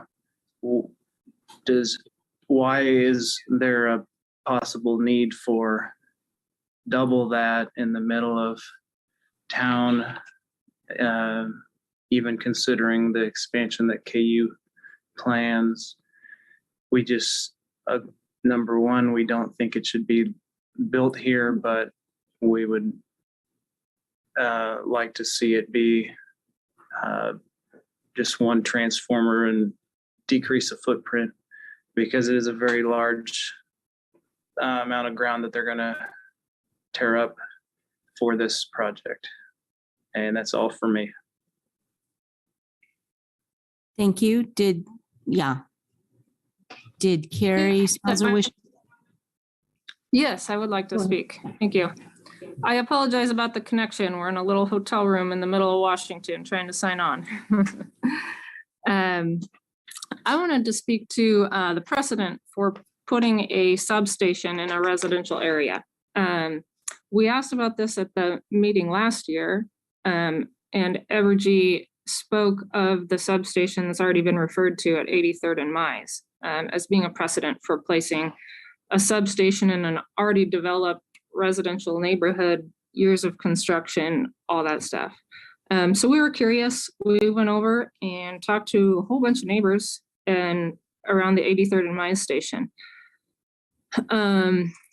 To start with, there was a lot of deception going on, and about half with realtors and all sorts of stuff, and half the neighborhood did not know about the substation going in as their homes were being built. So it was not necessarily a precedent. There were a lot of upset neighbors. What we found out, just looking around, this substation has 1 transformer. The closest neighbor is approximately 200 feet away. The substation that Evergy is currently proposing in our backyard is 126, I believe I heard now. What we heard from the neighbors, it was built about 11 years ago now, approximately. Evergy put in no sound mitigation, and all their trees died in the first year. The neighbors spent years and years going back to the city to try to get this corrected. It was a fight, not just temporarily, but long term. A side note regarding that is many neighbors did speak to having moved in after the substation was built because they got a great value for their money next to the substation, despite the studies that Evergy has presented. So want to ask, what is the precedent for building in an established neighborhood? 4 transformers, it's a little excessive. It's bigger than in the industrial park. What is this really for? Is this really for the people and neighborhoods of Lawrence that we need to be burdened with it? And also, based on the experience of the people in Lenexa at 83rd and Mize, we want to make sure that every condition is placed on Evergy to hold them accountable to their landscaping plan, their upkeep, sound, looks, everything, if this goes in. I also think, obviously, as has been said by most of the neighbors, that there should be a limit on the number of transformers put here, as they are trying to zone residential. Also, Evergy has a lot of space in these walls and outside of these walls that is their land that is not being used. And I would like to inquire of them what all that extra space is for above and beyond 4 transformers. So to sum it up, what's the precedence, and why an industrial size substation in a neighborhood? Thank you. Thank you, Ms. Melzer. We have another hand raised, Michael Allman. Hi, good evening. My name is Michael Allman with the Sustainability Action Network. Our comments this evening are addressing specifically the plat, the revised preliminary plat. And I'm going to share my screen if I could.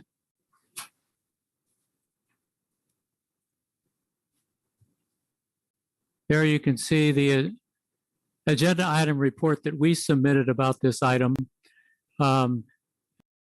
Hearing Mary Miller's comments and presentation this evening, I'm slightly revising what we wrote in this report.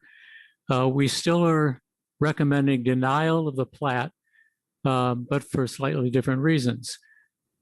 The Atchison Creek Trail is the only missing segment of an important north-south bicycle transportation corridor. It extends from the Lawrence Loop on the north to the Lawrence Loop on the south. It's a segment that parallels the creek and that's been shown in the KU master plan since 2014 and the Lawrence Bikes plan since 2018. It's a very important bikeway transportation corridor. Evergy last year in June at the Planning Commission, Dennis Lawler basically made verbal commitments to accommodating this trail. He said, there are some options there we definitely can go back and look at, and we'd more than be happy to look at that and address that. What they apparently have done with this year's application is submitted this map, which theoretically designs an alignment for the bicycle trail from the north across their access road and then connecting with this trail through the Pepper Tree apartments.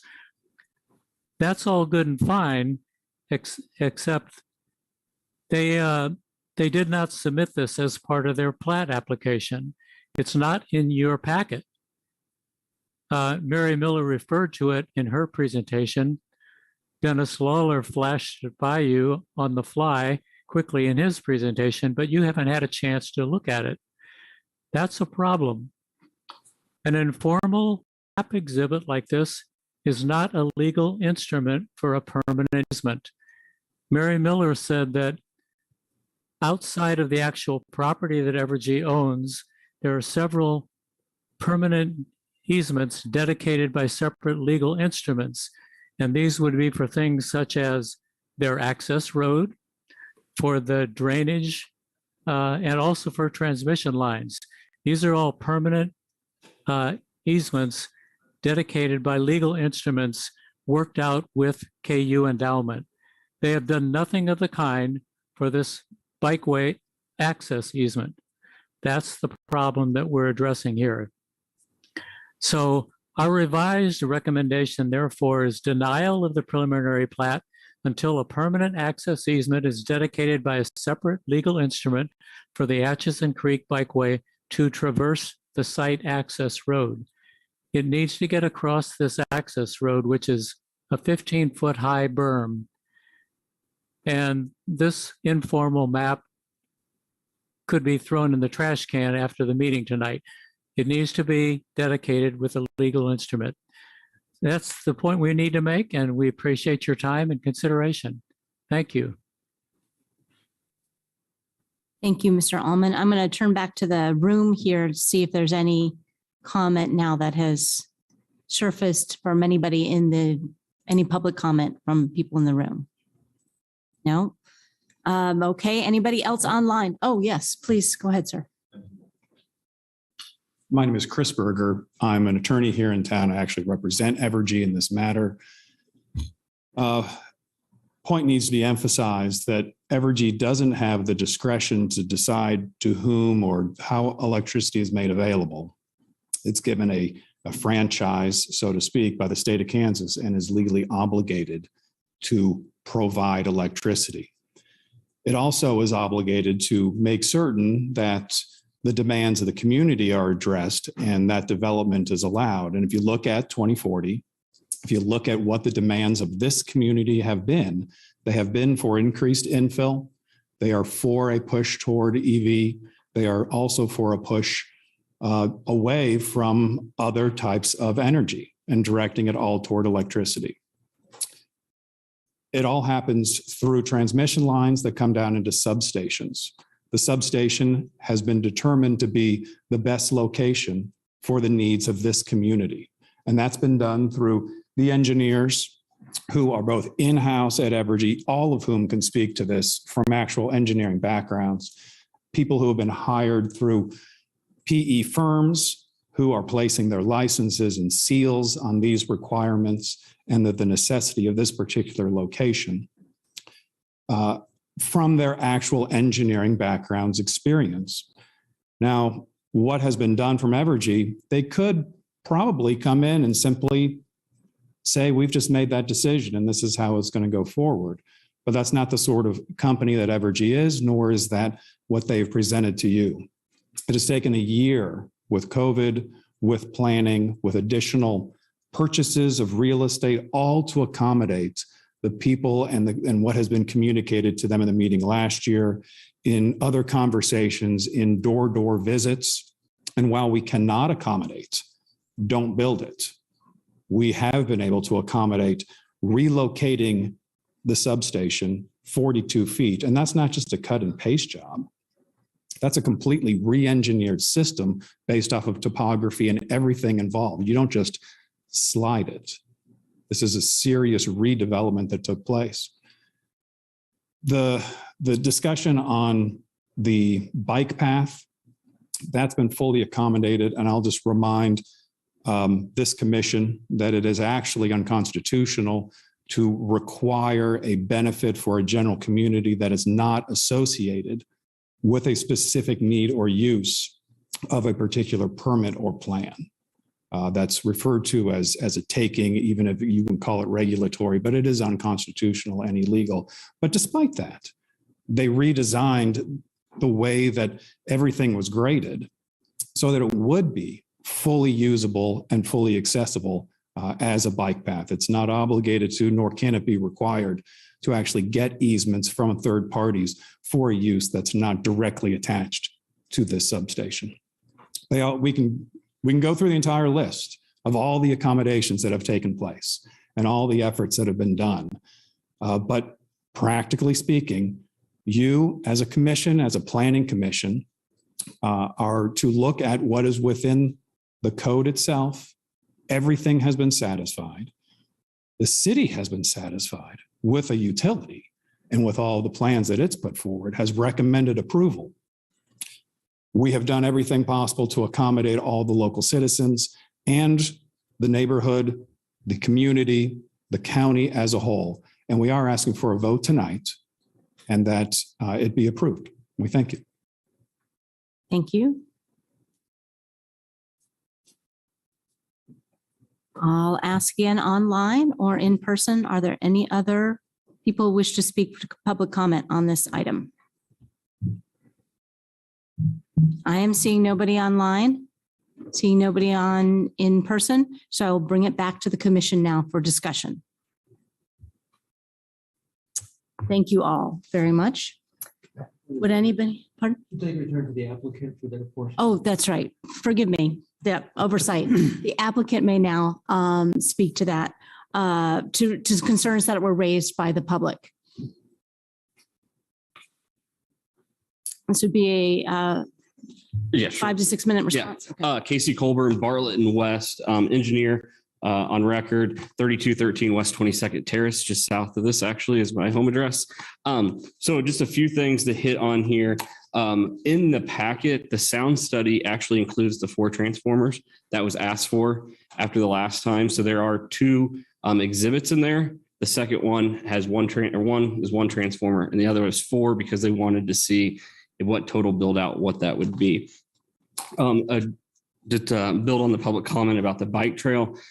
That property is also all owned by KU and the multifamily apartments to the south. None of that property is owned by Evergy. There's floodplain there. There's a lot of other things that are federal regulations that would have to be met. The city asked for, can you connect the dots and make it ADA accessible? So when we come back in the future, your driveway is not have to be rebuilt. And so what we did was looked at the existing trail, what the elevations were, and what our driveway was to show that an at-grade crossing could be met and be ADA compliant. There will be grading that needs to be done, but as I said, that trail hasn't been funded. If you go through and try to give a easement, if the trail meanders, you're going back and renegotiating those easements. Typically, you set an alignment, figure out the grading, and then you negotiate easements through that. So we can't really get the cart before the horse on that. But we wanted to make sure that in the future, when the trail comes through, that it can make it up and over the access drive and be safe. I think that's kind of the 2 items that were engineering related. Thank you. I'm sure you'll be back up here to answer more questions. So now, forgive me for the oversight if I bring that discussion now back up to the commission. Who would like to make the opening comment or a question? Lots of questions. Okay. Commissioner Carpenter, please.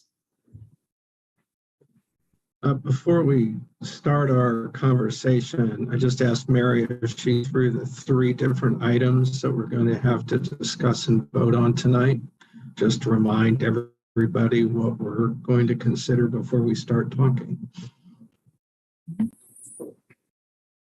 Yes, so these comments will be for initial comments for the whole entire package, but we will eventually break it out and discuss each vote for each item. Separate votes. I've got Commissioner Rexroad, go right ahead. I'll just go right ahead. Start, no place in particular. For maybe engineering or Bartlett and West, I'm not sure. I'm curious to know, I'm thinking about sound. There's a couple different aspects of that, but I'm curious to know the elevation of the wall, top of that wall, relative to the neighbors back behind it. As you walk that, there's of course a slope there, and it just seems to be all down from where the neighbors are. Are you grading that up? Casey Colburn, Bartlett and West, 3213 West 22nd Terrace. So the east half of the site is below the main grade of the substation. The middle of it is kind of at the same grade, and then it goes up from there. So some of it is, partially below, some is partially above. The elevation of the substation is also controlled by access of what the trucks bring in, transformers, things like that can, the vertical curves that they can go over. If you've ever seen the trucks when they're delivered, or transformers when they're delivered. So that kind of set our elevation across that creek. And that's what set the elevation into that, into the hill. And we are cutting out, we're filling on the east portion, east third, and west 2/3 were cutting into that hill. So there's, to get it below grade or to get it below the houses, you'd be down in the floodplain. Gotcha. So to be super specific, what I'm curious is the top of the wall, is that above or below the folks on 19th Street's kitchen windows? Are they looking down into this? Are they looking at a wall? And I'm thinking about both what they see, but I'm also thinking about how we consider sound. We're measuring on the outside of the wall, but the wall is below where the neighbors are hearing it. I'm not sure that measure. I do not know. I can look at, I have the plans in front of me. I go back and look to see what the elevations were, but on the west side, yes, you are above it. I don't know if you guys can bring the layout drawing up that has the grading on it. But we do have our sound consultant here. We can ask for more. He can come up and provide some more information on that, of the being above it and what he took into consideration. Because I know that we gave him all the elevations, the topo, and things like that. Great. One more question on a separate subject while we're looking for that elevation. Thinking about the drawing that showed the transmission lines. There was a transmission line that went from the substation going to the west, where the water tower, and there's a transmission line that went to the south. What is that transmission line running to the south? How is that? What is that connecting to? Where does that terminate? Does that continue on, or does it stop there? Second question is, I didn't see anything feeding KU. How are you feeding KU out of this? Oh, yeah.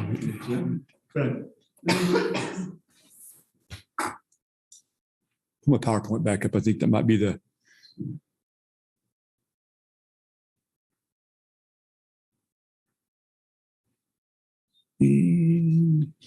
I'll use this map, although it doesn't go quite as far as you're talking about. But your question is, we have this. Oh, wait a minute. Maybe not. Oh, I didn't share. Oh, go ahead. I'm sorry, I don't have access to that. Someone's got it because my mouse is running around. You wonder why? I thought it was me at first. There it goes. Oh, perfect. Thank you. So what you're asking is the red line here going south out of the substation, and what's that connecting to? So sitting here today, there's currently a transmission line that goes from Castle over to about where my mouse is, and that's the existing KU West Campus substation. So what that transmission line is connecting to is the existing transmission line that's there today. Then when we get done from this transmission line back west to Castle, our transmission lines all will get topped. They'll be, and I say removed, but the transmission portion will be removed. The distribution portion, 25 feet, will be remain. So what it connects to is the existing transmission line that's there today. So that short southbound red line connects to the distribution setup that's existing today. Gotcha. That's correct. And how about KU? How is KU being serviced out of this? Currently, KU would be being serviced out of the KU campus, but it's no different than the residents to the south. I mean, we have distribution lines that come into the substation and it goes out to everybody else. So I can't tell you exactly how much is going to KU, how much is going to resident, because it's all based on demand. There's no new transmission line running from the substation into KU? That's correct. None. Nothing What you see here is what we're doing. Gotcha. And nothing else. Okay, thank you. Nope, thank you. Let me stop sharing. Thank you. Thank you. Casey Colburn, Bartlett West, Commissioner Rexroad. I talked with the sound consultant. If you look at the graphic, if you see that the zones in there, they're not all the exact same in width. It's because the wider ones are on the other side, are on the part where it's above grade. So the elevations are taken into account of those zones. Some places having a wall and some places not. Yes. Gotcha. Okay, thank you for that. No problem. Thank you. Couple more questions. The 126 feet, is that from the wall to the property line, or is that correct? Yes, sir. Okay. And then somebody mentioned that because the voltage is 115 volts, likelihood of noise is not as high as if it was 345. Could you guys go to 345? I mean, what would be required? Like, it's a great question. No.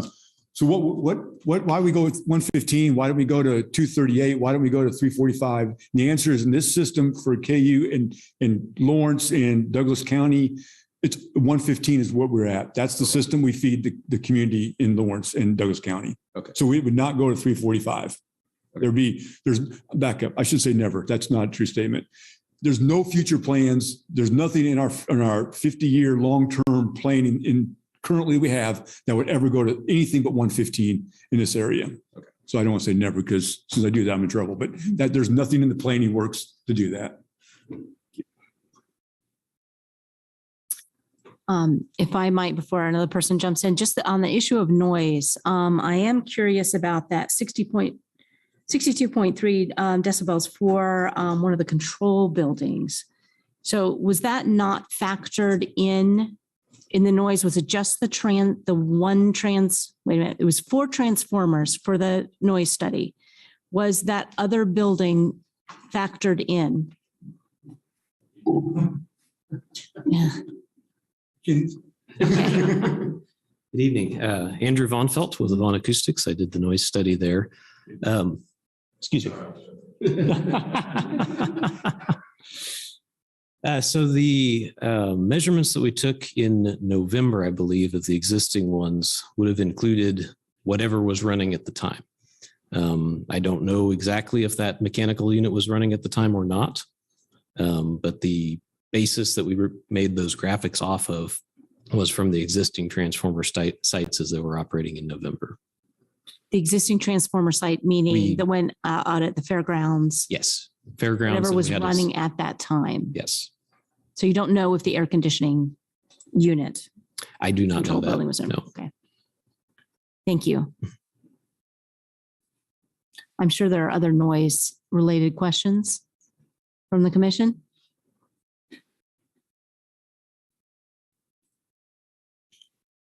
No? Okay, other questions? We'll probably come back to noise, but other questions? Commissioner Carpenter. Okay, let's switch to the topic of property values. In Evergy, when you made your presentation, you said that you had heard from the Douglas County appraiser that had an opinion about property values. Did you get anything in writing, or was that verbal? And could you describe that conversation?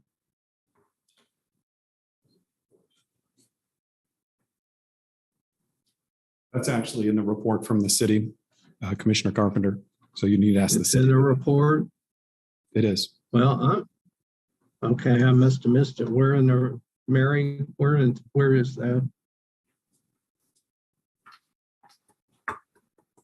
It was probably in the discussion we had with the county appraiser, because we asked him if he could tell us, and I have an email from June of 2021, which I'm going to open. I assume that's where he made his comment. He said, Mary, I can't know what, if any, impact this might have on values. We get this sort of question from time to time. In studies we have done on similar situations, whether it be electric substation, power lines, etc., we have not been able to detect a significant impact either for or against it. We cannot be certain of anything until such time that sales occur in that specific area. In most cases, we see very little, if any, difference. The realtors seem to do a good job of marketing. So short answer after all of that, I do not know if the new substation will have a substantial detrimental effect on values in that immediate area.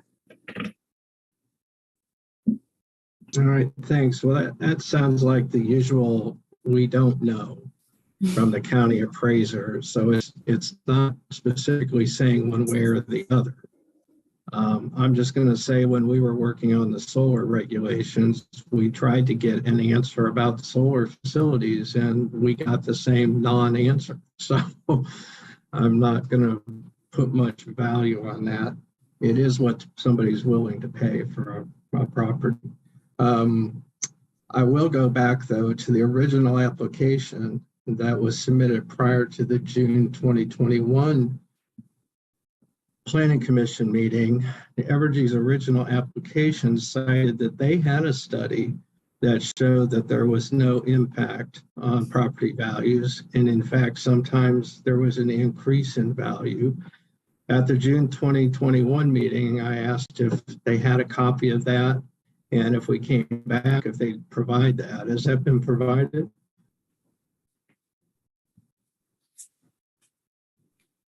I'm Matt Armfield, real estate project manager for Evergy. So we don't have a formal study. If we said that, we misspoke. What we've done, there's 3 substations we've built in the last 12, 14 years in existing residential neighborhoods. If anyone's familiar with the Sherwood Lake area of Topeka, it's on the west side of town, very affluent neighborhood. We built a substation and there's homes that back right up to it. The development was half done. They fully developed out. And so all we've done, we did that at the Sherwood substation in Manhattan on Seth Child Road. We built a substation. It was across the street from homes, but in a residential area. And then the 87th Street sub, which has been referenced to 87th and Mize in Johnson County. So what we did is we just went in and we looked at the county appraised values. It's more of a data collection.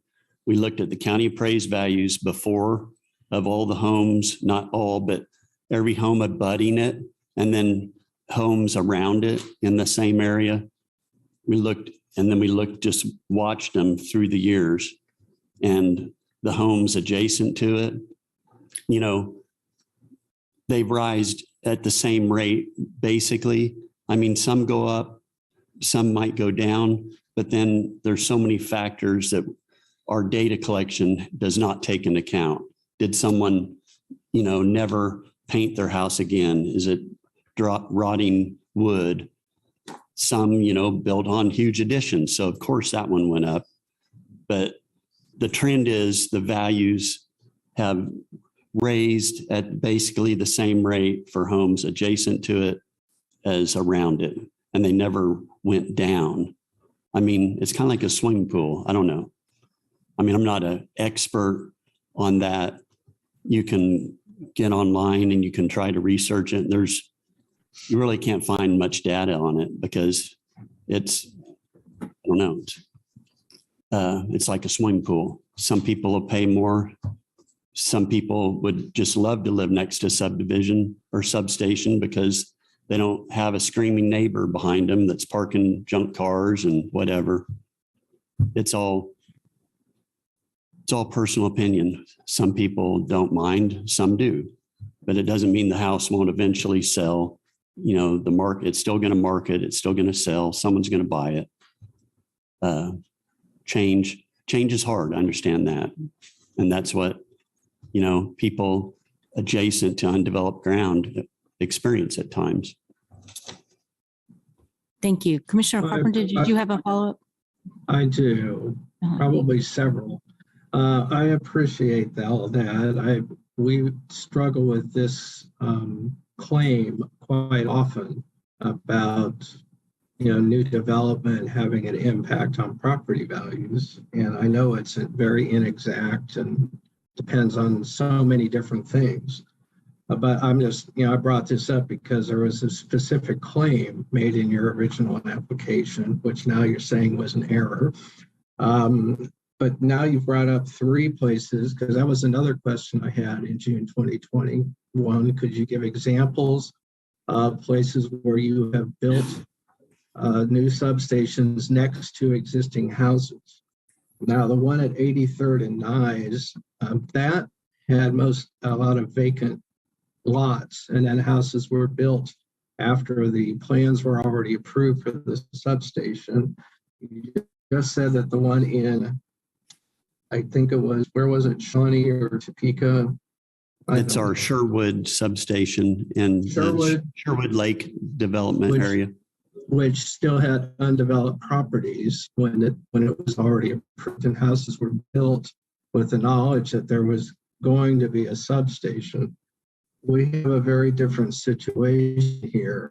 We have existing houses. They've been there for decades, and you are building next to these houses. So given your 3 examples that you gave me, do you have an example where you have built next to an existing neighborhood, not one that was under development or planned for future development or still had undeveloped? Well, the first 2, the Sherwood and the 87th and Mize, those both The Sherwood one was about, I don't know, 60 some percent developed. I'm talking about the houses butting up to the back of it. Now the rest of it was fully developed, more or less. And then the 87th and Mize was the same. There was many homes adjacent to it already when it was built. And the Peel substation is in Manhattan on Sethchild Road, was built in a fully established area. But again, there was houses across a narrow, typical residential street from it. And then across Sethchild Road on the other side. All right, thank you. That's all I have right now. Yep. On that topic. Yes. I'll jump in with another question about the size of the facility. For Evergy, can you explain why it is, since it's built for 4 transformers, or the sizing is for 4 transformers, you're only building one. You said that it will be another 50 years before you put another transformer in there. Can you explain why it is it has to be sized for 4 transformers when that is not really planned? The Dennis Lawler, project manager. So when we go, and again, back to our reliability and robust system, we get our long-term planners. Long-term planners look at 10, 20, 40, 50 years out. What's that going to look like? What we don't want to do is go and build a substation similar to Free State, put one transformer in, and then come back to you in 3 years and say, you know what?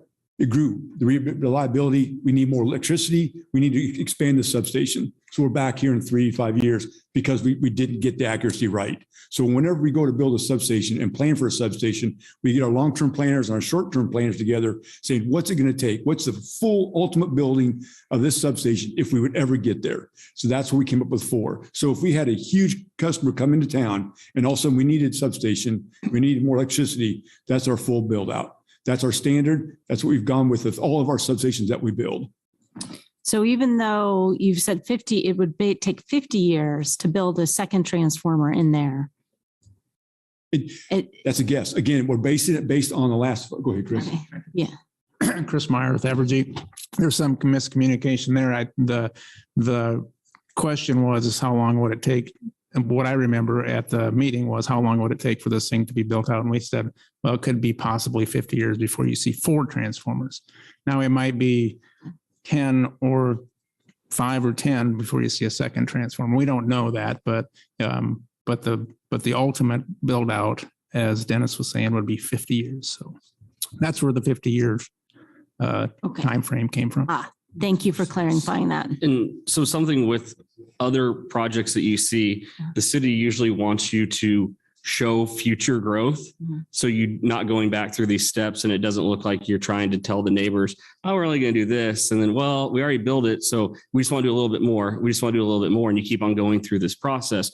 But just like any other site plan we submit, we put a box around it, future growth, future parking. So that's what this is we want to make sure that, you're going through this process once and they're being upfront with what's could happen instead of coming back to you down the road and saying, well, we bought another little chunk of land and we want to expand it just a little bit. And, we already did this much. So can we just do a little bit more? But be upfront with it and say, this is what it could be.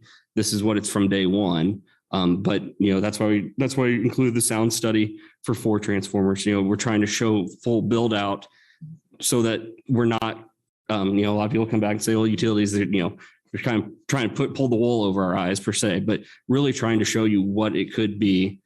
Just like we would do with any other planning project that comes through, is we always show future build out on site plans. So those 4 transformers that you're talking about, would that mean also 4 of these air conditioning units, or is it just one air conditioning unit that services the whole area? Yeah. 1 per each. So 1 air conditioning unit per transformer. Mm-hmm. That's correct. Thank you. Commissioner Thomas. When I read where the area was available, it sounded to me as though that was not your first choice to build there. You said it was the only place that Evergy and KU could agree upon. what were the other possibilities then that you would like to have built, but could not because you couldn't come to an agreement with KU? You bet. Dennis Lawler, project manager. So when we go looking for a substation site, we talk to anybody that's willing to sell us land. So we were open to whatever KU endowment was providing back to us as their option. Is in terms of where we prefer it, again, our really criteria is next to the transmission line and close to that other substation.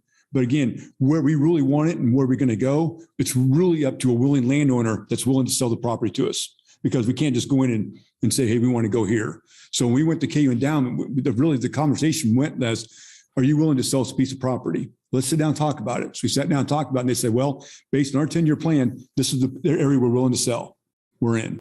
That's how that conversation went. We didn't come in and say, we want to be here. We really were open to, hey, what's available? What can we purchase? And does it fit our criteria? And that's when the answer was yes. And were there other places not close to a residential, an established residential area that you could build, but the transmission lines? Good question. And we wanted to be close to the area that we're close to. I guess the one option we did look at, so we do have a substation at the location of Billings and Castle on the northwest corner, called Wren Substation. Again, it's too small. So one idea was maybe expand that, but then we'd have to go talk to the Girl Scouts to see if they're willing to sell a piece of property to expand that substation. So again, we wanted to stay in this area. So we talked to KU Endowment first, and they were willing to work with us to sell us a piece of property. So we never even approached that because we already had a piece of property that they're willing to sell. And I have no idea if the Girl Scout Association, because that's the area we would have to go into, would even be a plan. But we were looking back to my long-term planner, short-term planner. Hey, what's the plan look like? Where do we want to go? This is the area we were focusing on. And I do understand that you are required, not just that you'd like to serve Lawrence or you'd like to do this, but you are mandated by law. That's correct. Yes. And I don't know that there is, I'm not even sure I would understand the answer you gave me, but the expense of moving to a less populated area and then having the transmission line hook up with your other transmission lines, I use the word prohibitively, sure, but I don't even know what that means. What is the overriding expense then that you would have? The challenges would be, along with expenses, so now we're building transmission lines to people's properties. And so now we're going to go in people's backyards, people's front yards to just pick, if you go from Perry to here, let's say I couldn't find a piece of property between here and Perry. So now I'm building a large transmission line, but now I still have to be able to somehow get that transmission electricity to locals distribution wise. So I still have to find something locally.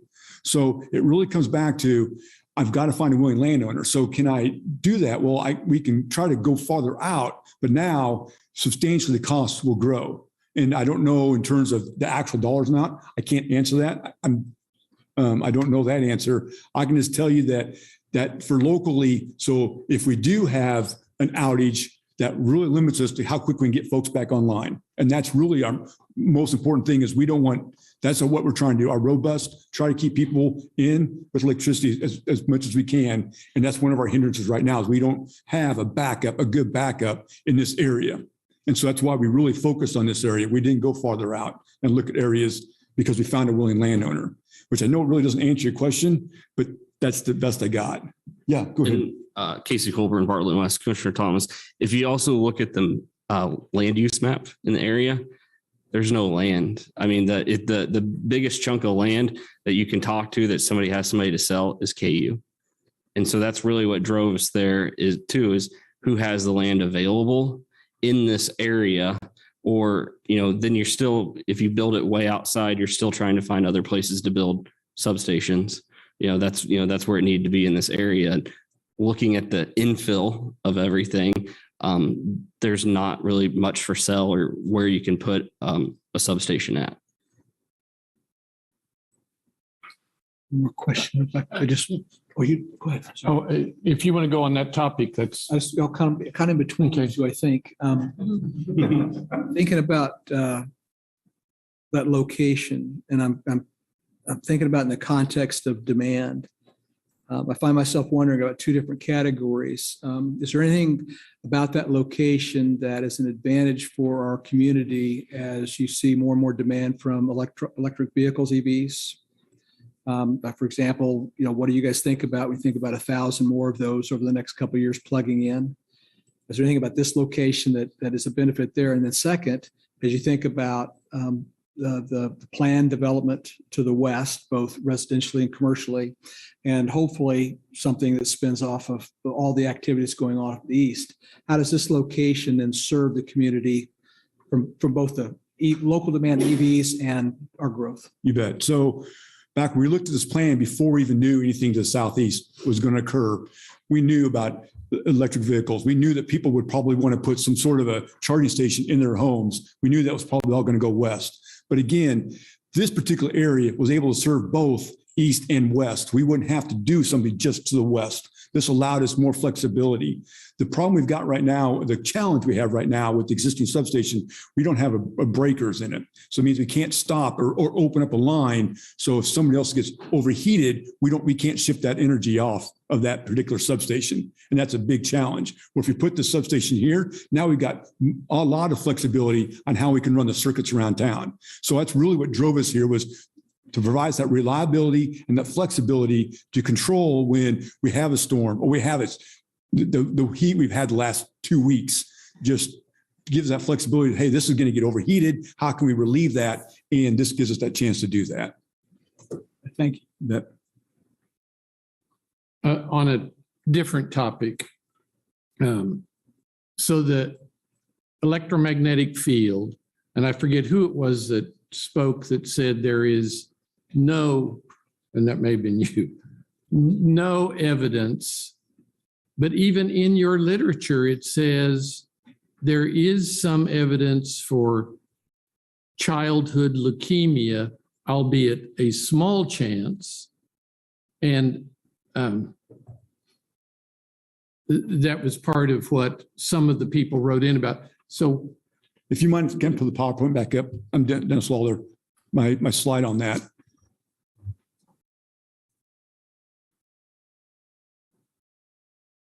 I apologize. You should go get quick. Okay. So when I said that there's no, oh, darn it. Yep. Who's got me? Thank you. There's no correlation. I'm not, so if you the first bullet I have up on the screen, there's no correlation that we found. I'm not going to say there's no evidence, because that's not a true statement, because we don't know. Okay. But we do know that at this point in time, there's no correlation between the two that we've found or any study has found. Okay, thank you. Chris Berger. So 2002, NIH came out with a study, an exhaustive study paid for with millions of dollars from grant money, and found nothing that had any causative effect. There was a, quote, correlation that could possibly be found in one instance from a sampling that was since repeated and never replicated. Now, the way that we know that that's purely correlation and not causative is because you follow the money. And from that point forward, 2006, 2012, the studies all dry up and they end because there was no causative effect between EMF and any form of childhood leukemia or cancer. I will also note that no one was complaining who are directly adjacent to the transmission line that exists there today. And yet what's going on in this plan is to move that transmission line further away from all the houses, as well as have a substation, which is further away than the existing transmission line. So if this was a genuine concern, then I guess they should be having it about the transmission line that's been next to their house for the last 80 years. Thank you.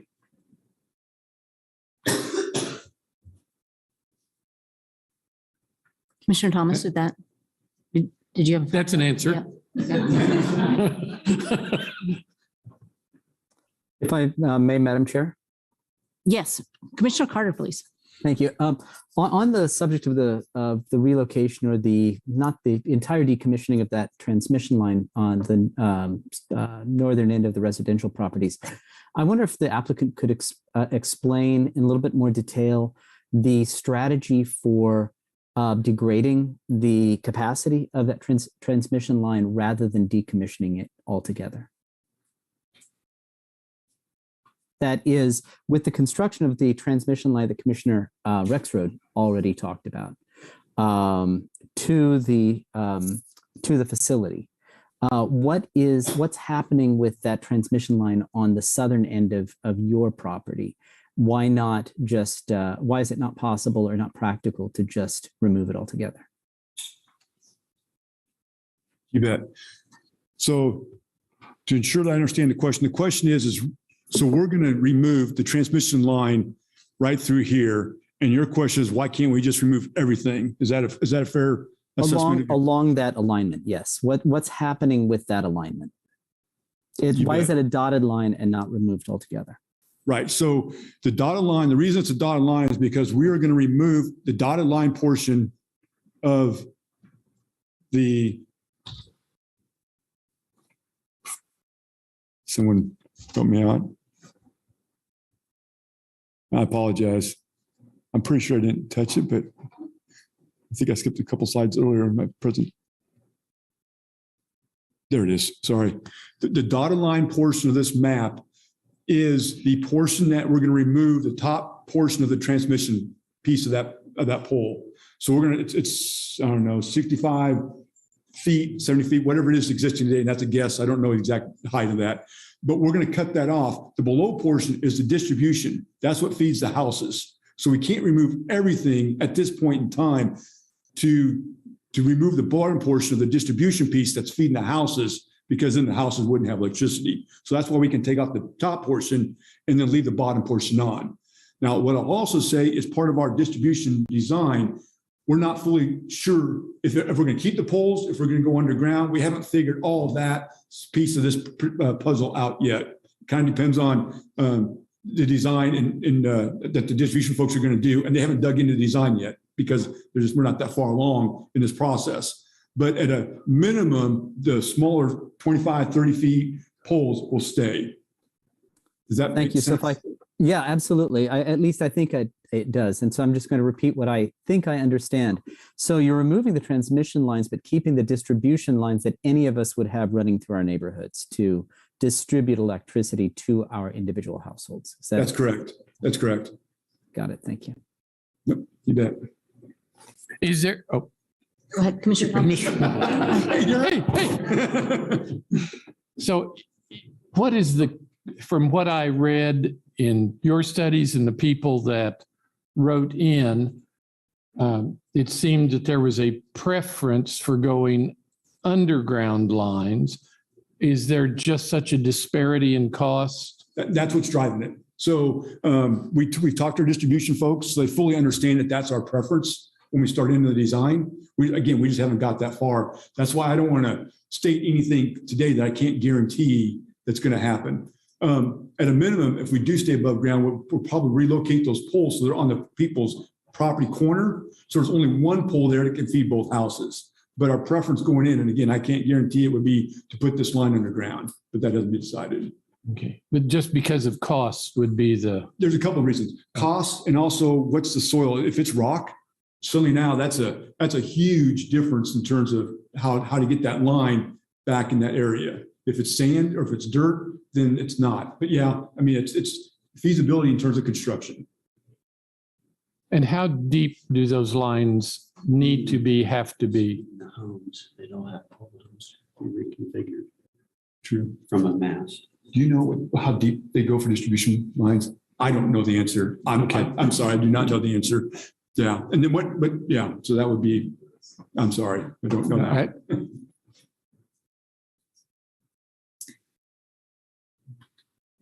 Wow. Okay. So I think what Commissioner Carpenter said is, for many things that we deal with, neighborhoods are concerned about property values. And while I saw no definitive answer on this, I certainly appreciate, I would just say, some people say not in my backyard.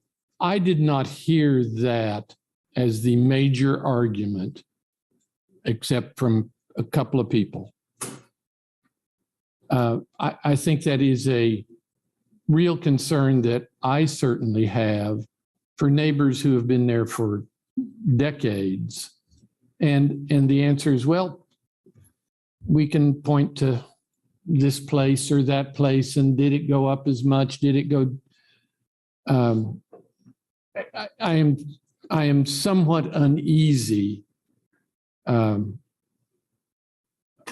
guess, about not having an answer, and perhaps there cannot be a definitive answer, but I know that is a deep-seated concern with neighbors who have their homes, and when you're 126 feet away rather than 400 feet away or a different distance, I see that as a valid concern for this project.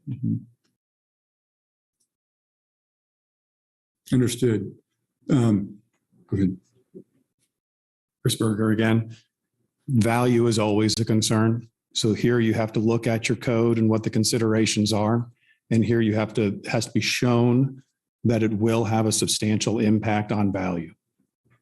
What we have from the county appraiser, you can take it as ambiguous, but what we have from the county appraiser is they don't have any evidence to show That it's not. That it is. That it's not either. That it is. Because the burden here is you can't prove a negative. The burden here is to show that it does. And we have, albeit anecdotal, but we do have evidence that's gone in front of you that specifically says that there is no opposite line trajectories based off of the presence of a substation. If that was in fact the evidence, you would have that evidence and someone would present that evidence, and certainly the county appraiser would know. The Appraiser Institute would report on it. It would not be a subject of mystery. So respectfully, the fact that there's nothing presented is in fact showing compliance with that as one of the terms requiring the approval of this.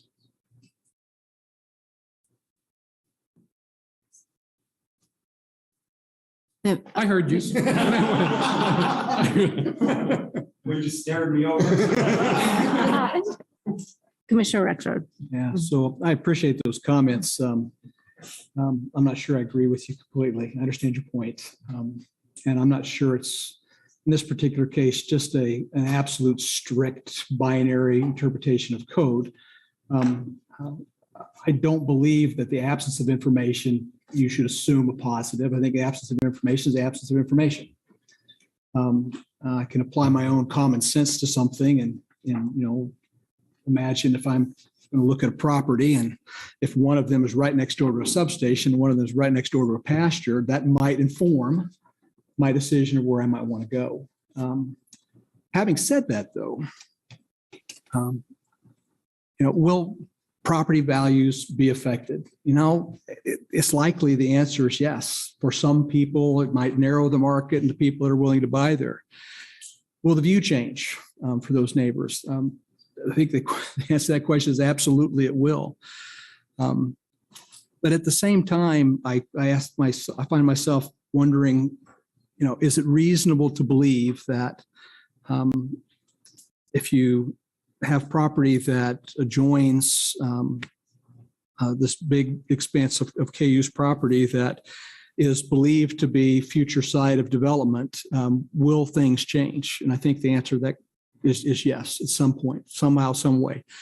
And I find myself wondering, then when I try to weigh this question of the value of property change, these potential negatives with what might be, the idea that this substation, with the considerations that have been made, the change in its location, the improvement in the buffer, while there's still questions about maintenance and things that have to be done well for all of those remediations to be effective, there's some security, I think, in that as a neighbor, of that being a constant, something that has been designed to listen to them and provide an answer for them. So I personally can get past a bit of the concern on value, knowing that there could be any number of things that would go there that wouldn't necessarily respect the buffering that you're trying to put in place today.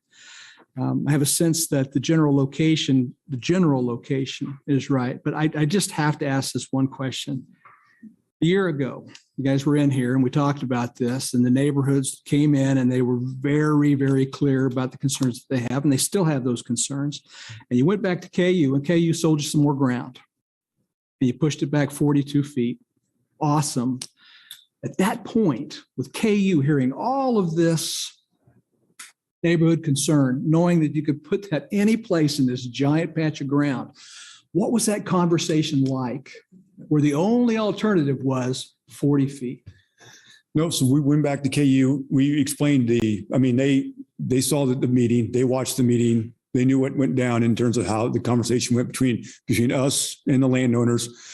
However, when they came back, they pulled out the 10-year plan and they said, we're sticking to this 10-year plan because we've got a future plan that we want to use. Where is that 10-year plan? I've asked that question. I was online. I go online. The 10-year plan basically says we're going to do stuff here. Where's that plan? What I can tell you is when we got in the conversation, I didn't see the 10-year plan. It wasn't presented to me. It was just said, this is a piece that will allow you to expand, but the rest of it is in our 10-year plan. So I didn't see it myself. I know. I just asked the question. It was online. Same answer I gave you is because that's what I was told. If it is what it is, I kind of thought myself through that, but I hope for neighbors. I understand. From KU on that. Yep. And Commissioner Casey Colbert Bartlett asked something that I think you hit on, and Mary Miller mentioned at the very beginning, was by rezoning this, we have to follow city code.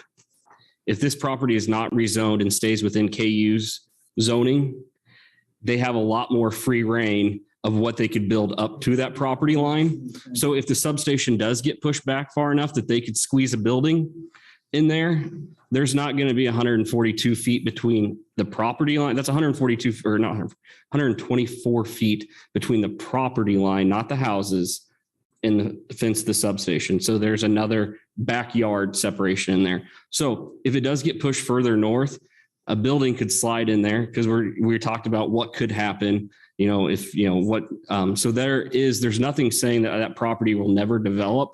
But under the codes of what Mary said, the reason it's being zoned R7 or RS7 is that if it was ever sold, Evergy sold it, somebody couldn't come in and build something in there, an industrial use or something like that. But it's also where it is controlling between the fence and the property line that nothing can be built through there. Thank you. And Jana Dawson at Evergy.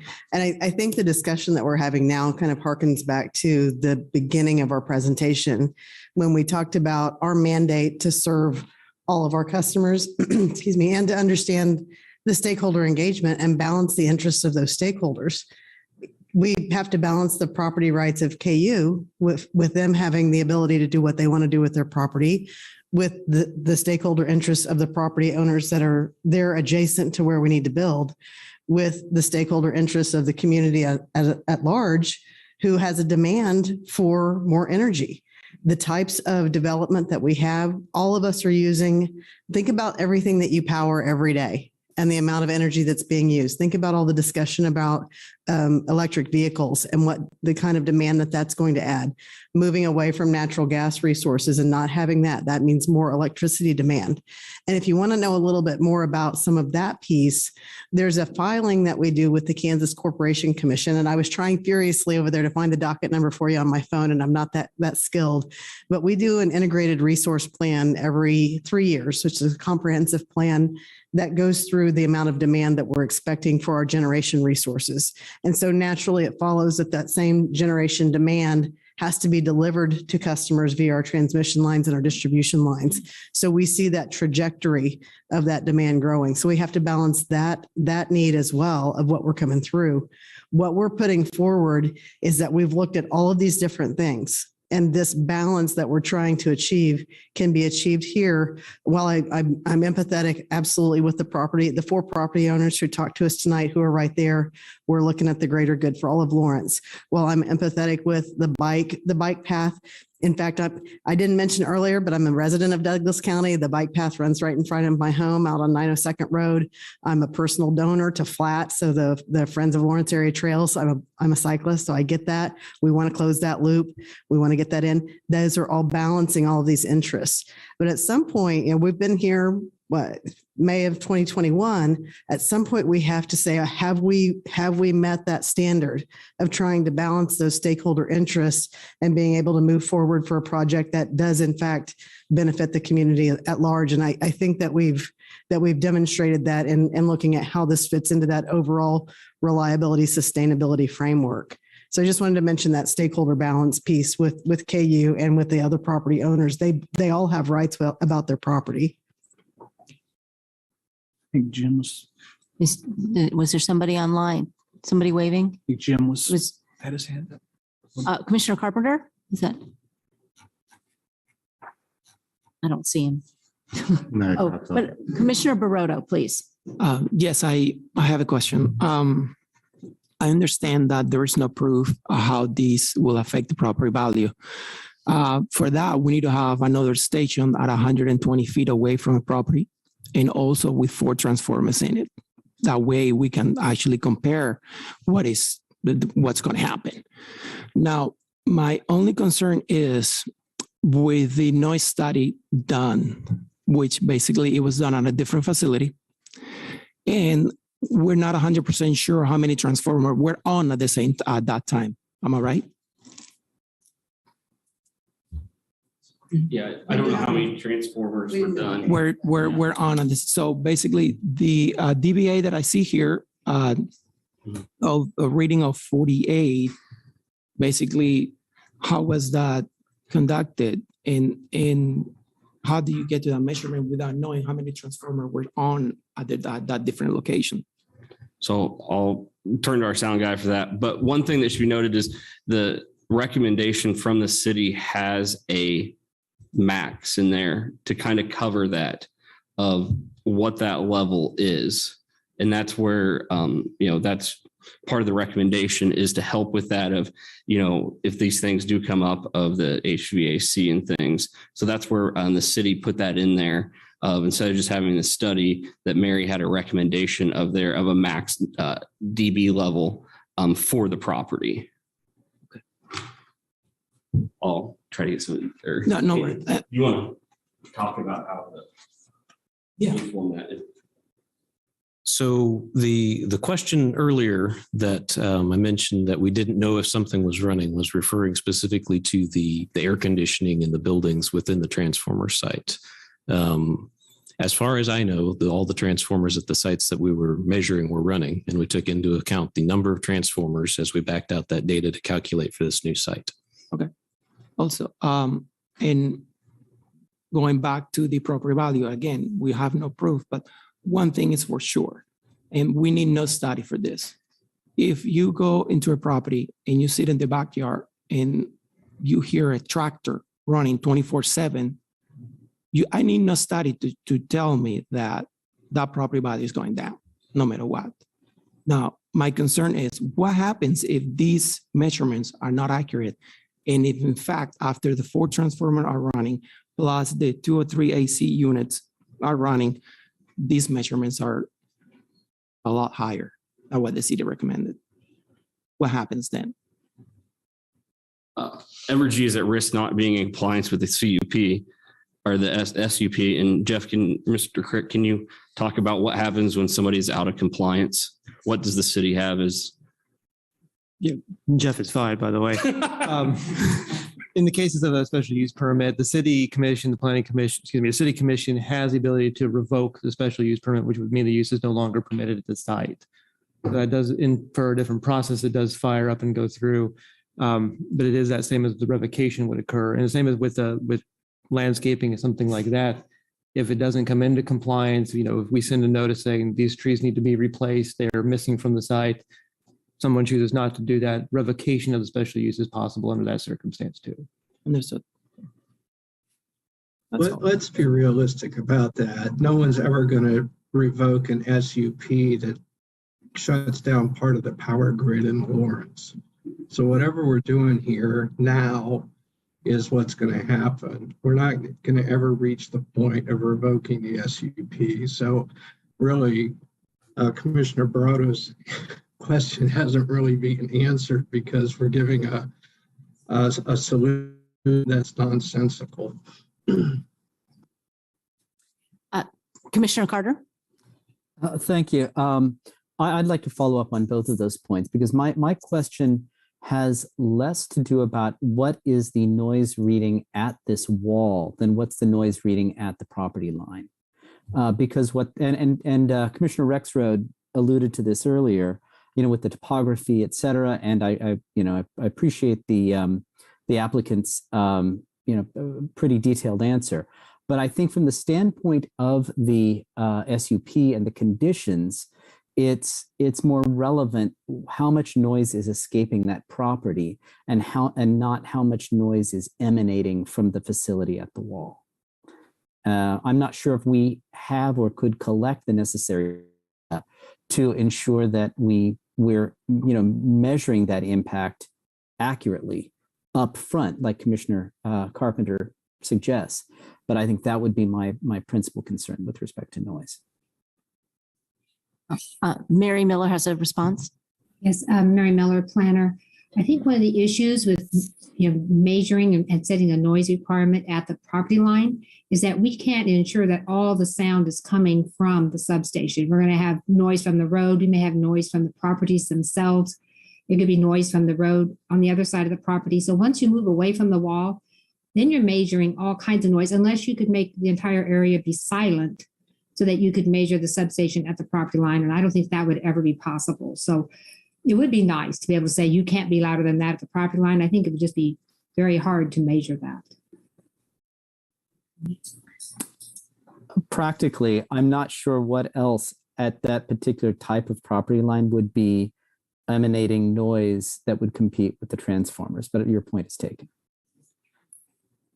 Traffic, air conditioning units. I think the list in there kind of talks about you have Castle that I drove down at 1 o'clock last night leaving work, that there was cars driving down it all the time. Was it bumper to bumper? No, but there are this time of year, AC's running pretty much, probably not everybody's running at the exact same time, but people's running probably about 24/7, depending on whose house it's on. So we can go back to the list there that has some of the comparable noises of what it is. And like you said, maybe 2 or 3 in the morning, but there's still birds, that type of noise going on.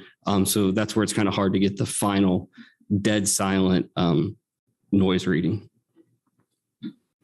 Given the concern with it, is there anything else that can be done to dampen the noise coming from those transformers that you've backed it up a bit? There's distance, there's the wall that has a certain deafening quality to it. There's the height of the wall.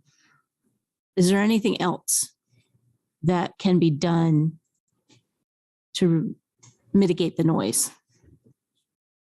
So not to answer your question, we've looked at a lot of different alternatives. And one of the best alternatives we thought that came out of one of our public meetings, and again, I somehow went through my presentation and missed a couple of slides in there, but one of the ideas we had is to take this entire substation layout and go 180 degrees, try to get the transformers farther away. But what that did is that put the PCCs closer to the residents. So we really we didn't see the benefit of all that. So we went ahead and went back to the way we left it today. So to answer your question, we've looked at a variety of different options of what we can do to try to mitigate the noise. And outside of what we're at today, that's really the options that we've got in front of us. I will say that we've tried to look at other alternatives. So that's where we've been. When we talked to residents, we were open to whatever suggestions that came about that were feasible, that would work, that we still were in regulation. Same question, maybe a different way. You're up and running, you got 4 transformers, you're violating the noise requirement. What do you do? Sure. And I guess one of the things I so I want to list my team members that are on this project. And if you look at everybody that's working on this project, over half, probably 2/3 of the folks on this, it's our team, live in Douglas County or Lawrence. So we are vested to be good stewards of what's going on with this project. It's just not someone from Topeka saying, hey, this is a good idea. So to answer your question, though, we are, and Janet did a great job of outlaying how much community means to us. We're part of the community. We live in the community. So if we found out that our vegetation landscape plan wasn't, our trees were dying, we would resolve that. We would come out, we'd water, we would make that right. That'd be no different than if we suddenly had 4 transformers that we had to put in there within the 50-year period quicker, we would resolve that. We, as Evergy, we are implement part of our community. We are good stewards of the community. We will do what we need to do to make it right. So we don't want to be in violation. It doesn't matter if it's the city, the county, the state, the court, the KCC, we will do because we're here. I mean, we'll be here. We're not going anywhere. And the folks on our team live here. So to answer your question, all I can tell you is in good faith, we will do the right thing. We will do what's right, obligated by law, and we will follow the rules. We will follow the regulations, and we'll follow whatever implementation is put on the conditional use permit. So yes, that's. Appreciate that. And I know. One, I care. Awesome.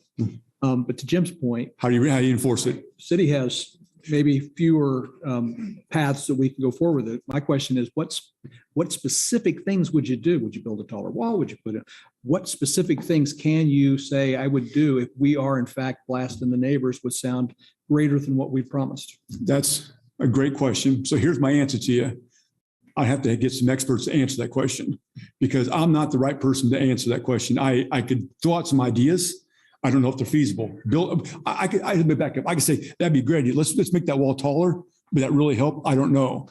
Can we do that? But my answer would be we would look into that and make it happen. But again, I would say that by regulation, as part of the community, we will be obligated to make it right. We will follow the rules. But I understand that. So what's the bat? What's the I believe you. I appreciate that. Yeah. So Chris, thanks for the honest answer. No, you bet. Do you have Chris?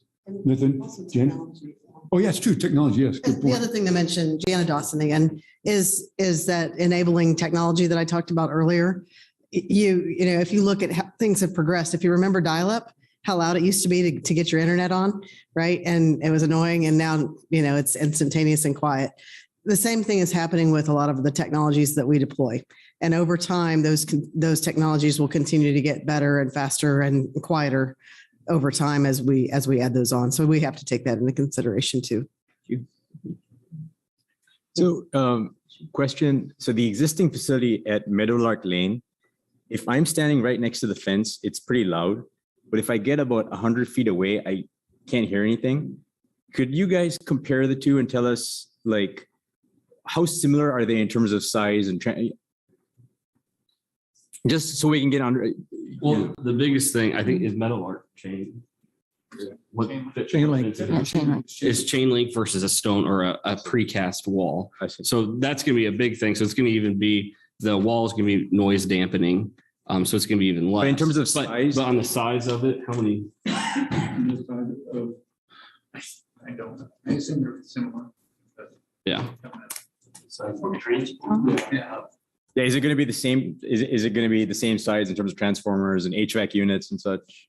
The answer is right now. The answer would be yes. Okay. The size will be the same. The power that that will get, it's probably a 35-year-old transformer that's sitting in there. So technology wise, it's going to be about the same size, but it's going to provide more power. And also just because it's 35 years, it's going to be quieter. But yes, that would be my answer back to you. Okay. Now I say all that, I can't quantify it. But I can say that very confidently. Okay. I have just a quick question, just because you answered some questions about the technology for the noise and the plantings, what happens if they are not up to par.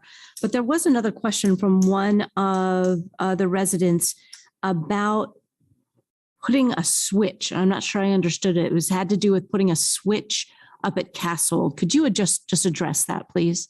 Yes, I think the gentleman the reason that the existing substation is too small, we have to put breakers in, not switches. So switches, we can put a switch on 19th at the road at Castle, but that's not the challenge we have at the existing substation. The existing substation, we need breakers. So breakers are about the size of this table right here, as opposed to a switch, which is probably half that. So it is something that the switch we can actually put on a transmission line. So what he's saying is that if switches are only your only issue, just go up to the transmission line and put it on and fix your problem. But that's not the only challenge we have at the existing substation. The existing substation are the breakers. That's what's not providing us the ability to provide options when we have a problem in terms of overheating in the system. Thank you. You bet.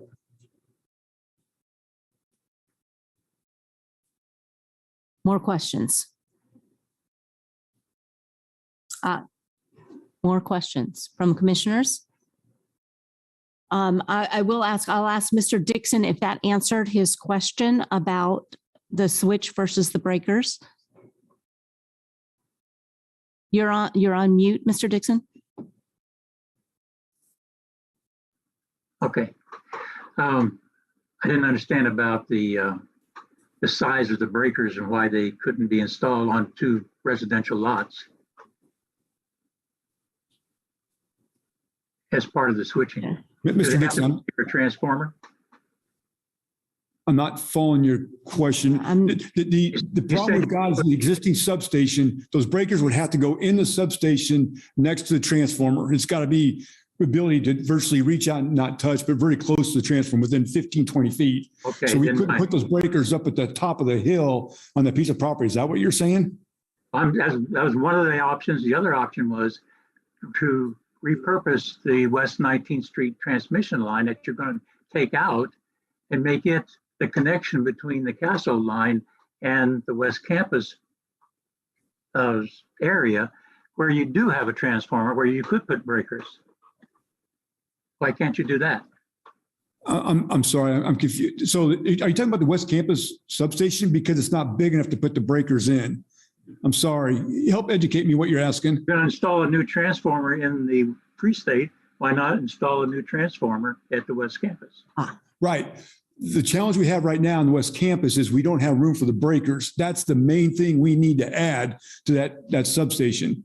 So that's the crux of why we need a bigger substation, is because we can't leave what's in there today and include the breakers that we need to add to the substation.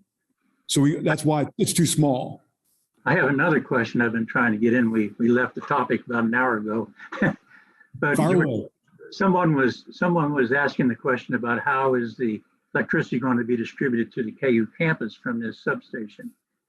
And you showed the transmission line coming out of the substation, but you didn't talk about the distribution lines.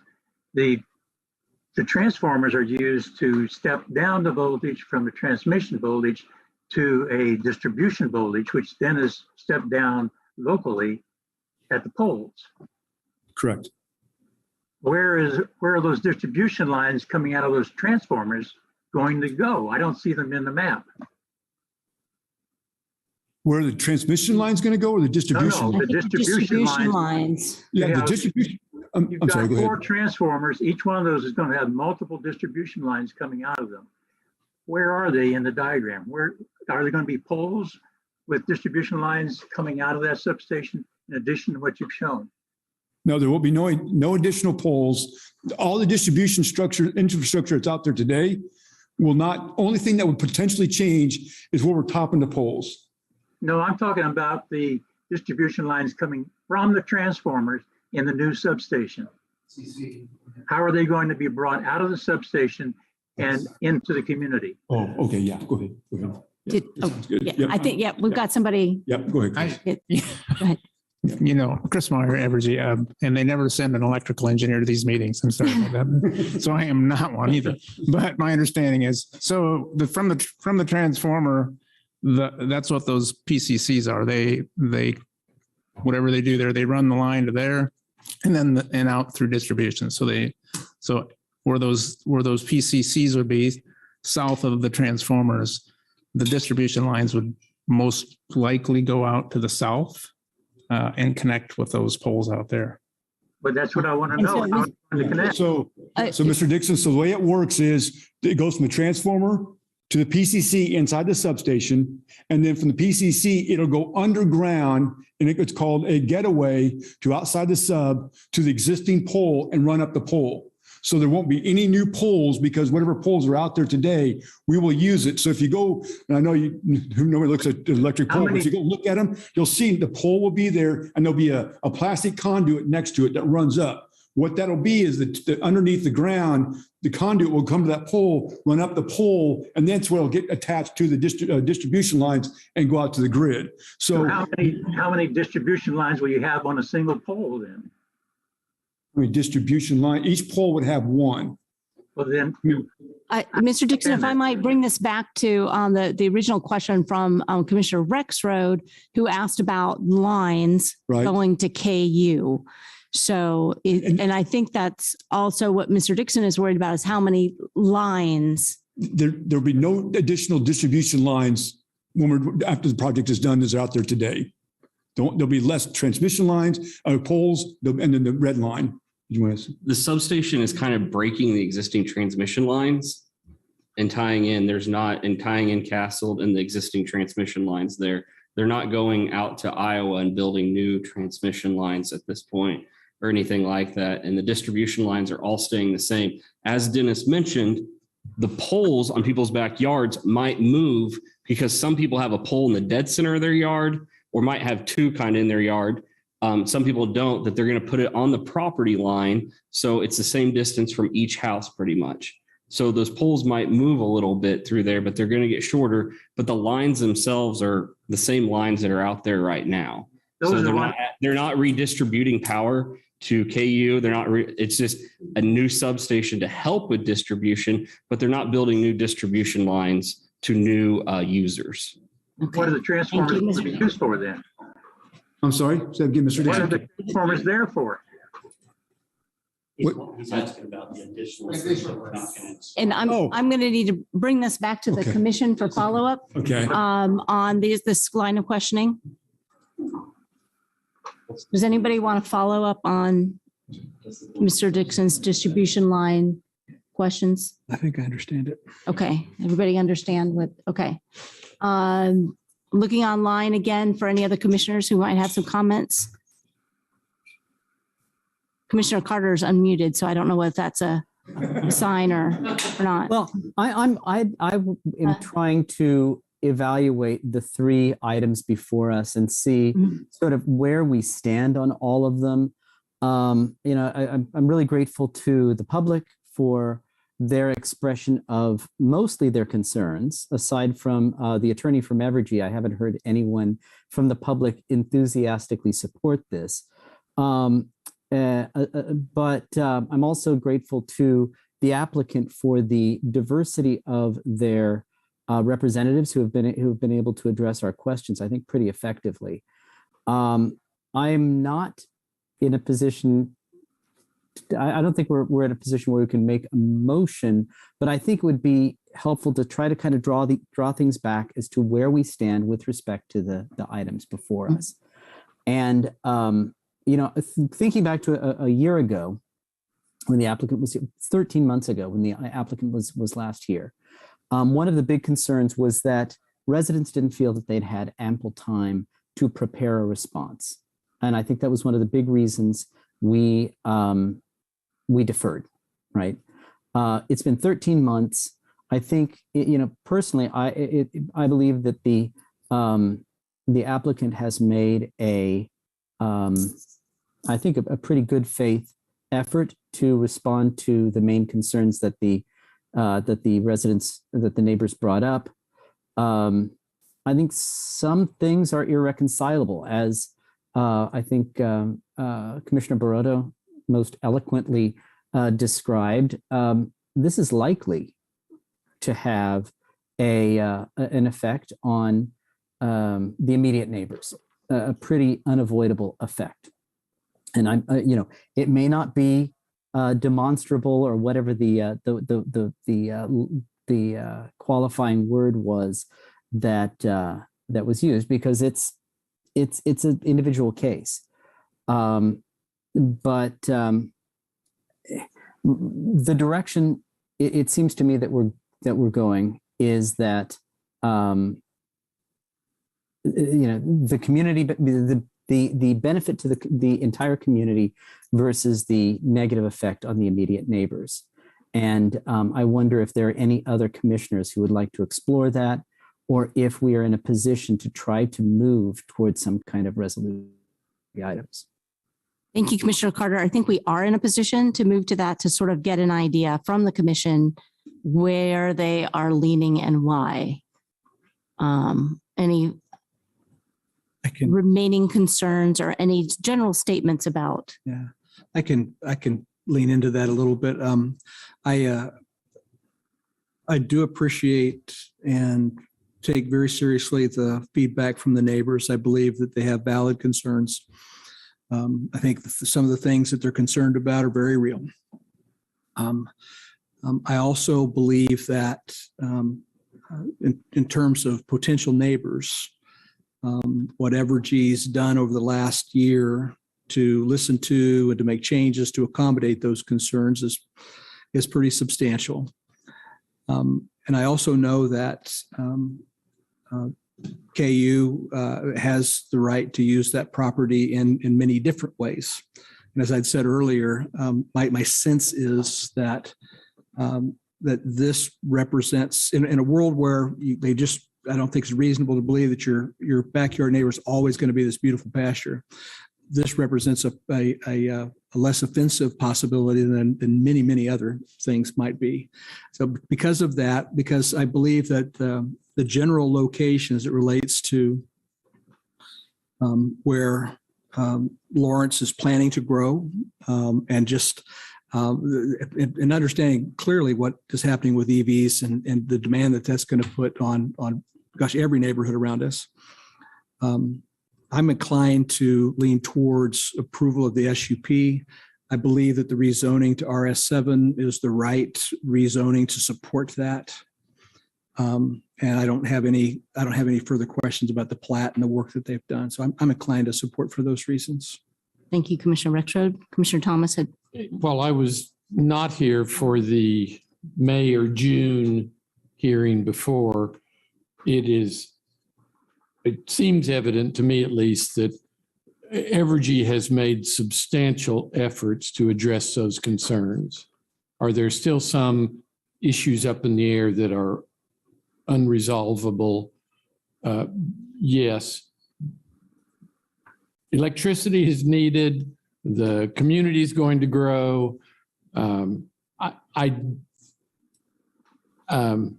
think you've addressed the questions that I had. And I would be inclined certainly to change the zoning to an RS7, and I believe that Evergy will be as good a neighbor as is possible. I do believe that. And that is important. I do also believe that there will be some neighbors that are adversely affected by this going in. Is that that may just be inevitable. For the good of the whole, which I think this substation is, unfortunately, some people may adversely affect, but I would be inclined to vote for these three things. Thank you, Commissioner Thomas. Would anybody else like to speak on their? Just Commissioner Baroda. I'd like to mention, if we look back and see how much the city has grown in the last 50 years, and if we try to set up the grounds or the basis to keep growing, and if for the next 50 years, the demand for electricity keeps going up, and it will continue to go up. And also the weather, with extreme heat and extreme cold, I understand that Evergy needs some sort of, I'm not going to say getaway, but support. And And if we look at the map in the city, they're right. We don't have that many lands available for them to build. Regardless whether they're built, a neighborhood will be around them. Whether if it's before or after, homes will be around that plant no matter what, because the city is going to keep growing. We're not going to stay where we are. We're going to continue to grow. And again, my only concern is just, the noise level, which I'm not 100% sure what the DPA will be. But again, we have no proof that a plant behind the backyard is gonna affect the value of the property. We don't know that. We don't have the proof for it.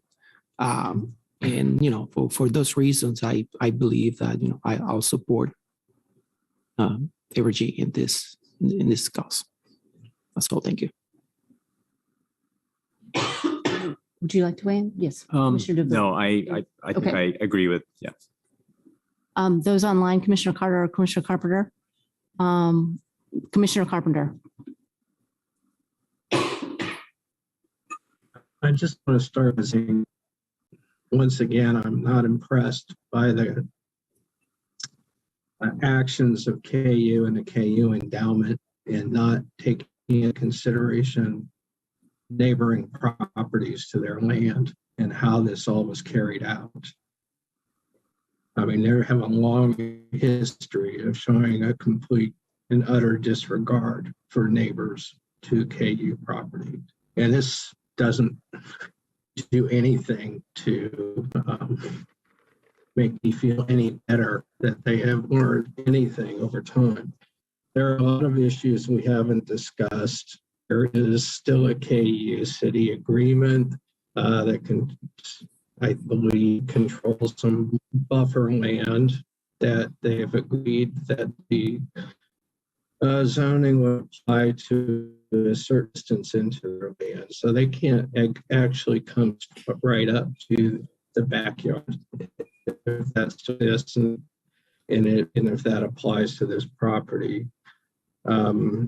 In June of 2021, there was a lot of confusion about who actually owned this land, whether it was KU or the KU endowment, because there were statements that it was the KU endowment. So really, what control did the city have over endowment land versus KU land? Those are issues that we should probably take up so everybody is on the same page with our understanding about that. The fact that this land has now been purchased from KU, now it's city land. It has to have a zoning category. Absent any zoning category, it's an odd zoning category, I think. Mary, what is the zoning category by default for land that comes into the city?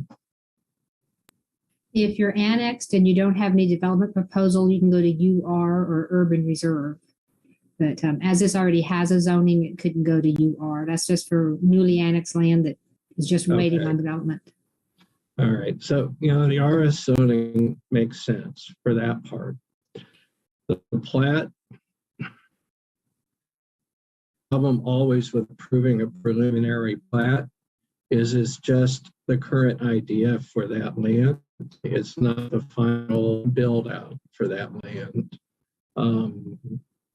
We have, both in our packets, diagrams, one transformer, diagrams, 4 transformers, sound study showing coming from 1 transformer, from 4 transformers, and a statement made that final build out would be 4 transformers made by Evergy. So we're looking at eventually, I suppose, 4 transformers, but that's not what was submitted as a preliminary plat. I just bring that up that we only see preliminary plats. We don't see final plats. Those are administratively approved. They're appealable to the city commission after this. And I can't, and the last is it's a special use permit, not a conditional use permit. So we've had interchangeable terms here, but it's a special use permit because it's under the city code. Enforcement is could be an issue because, as I said before, the final available sanction by the city, I doubt would ever be used because this is going to be an integral part of the electrical grid. All the statements about some people are going to have effects that outweigh, well, we're going to have some properties that suffer detrimental effects while the community as a whole benefits from this type of development. This isn't the first time we've seen that. We still have the water tower issue. It still keeps popping up and is, in the hands of the city commission. But those of you that were here for that, that was a big conversation there. And every time that undeveloped land comes under development, we have the same conversation that certain people suffer more than others sometimes by what the development is. I do see that Evergy's done a lot to try to do this. I think there was a lot of wasted time in communicating with neighbors.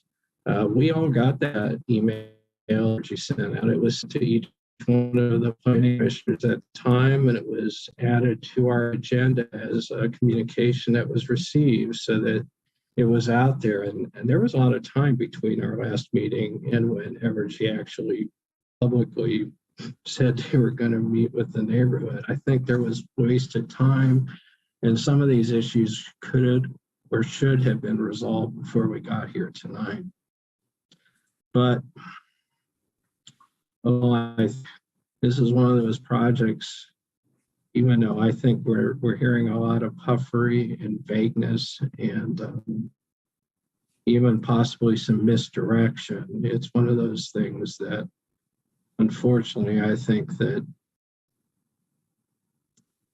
there's not a really good way to say no to it. So I'm going to have to reluctantly vote yes for it. I just want the neighbors to know that no matter how this comes out, the city commission, they can explore. You have options to explore a protest petition. You also have options to pull it from a consent agenda to have a discussion by the city commission. So you still have your chance to bring your case to the city commission after our vote tonight. So with all that said, I guess that's all I've got to say. Thank you, Commissioner Carpenter. Just one issue that Commissioner Carpenter brought up that I'd like to ask staff about real quick is that there has been statements here that KU could do something with this property. And that, so what would potentially the buffer be for anything that KU would build to the property owners? Is there any kind of restriction there on what KU could do? The property in the city that is zoned UKU is not fully subjectable to the land development code. It is subject to the KU City Cooperative Land Use Agreement, and it has a 150-foot buffer noticing portion of it in there. It says that we will engage if we're within 150 feet of the property line. There is nothing in the land development code that would compel certain buffer yard standards, certain other things in there.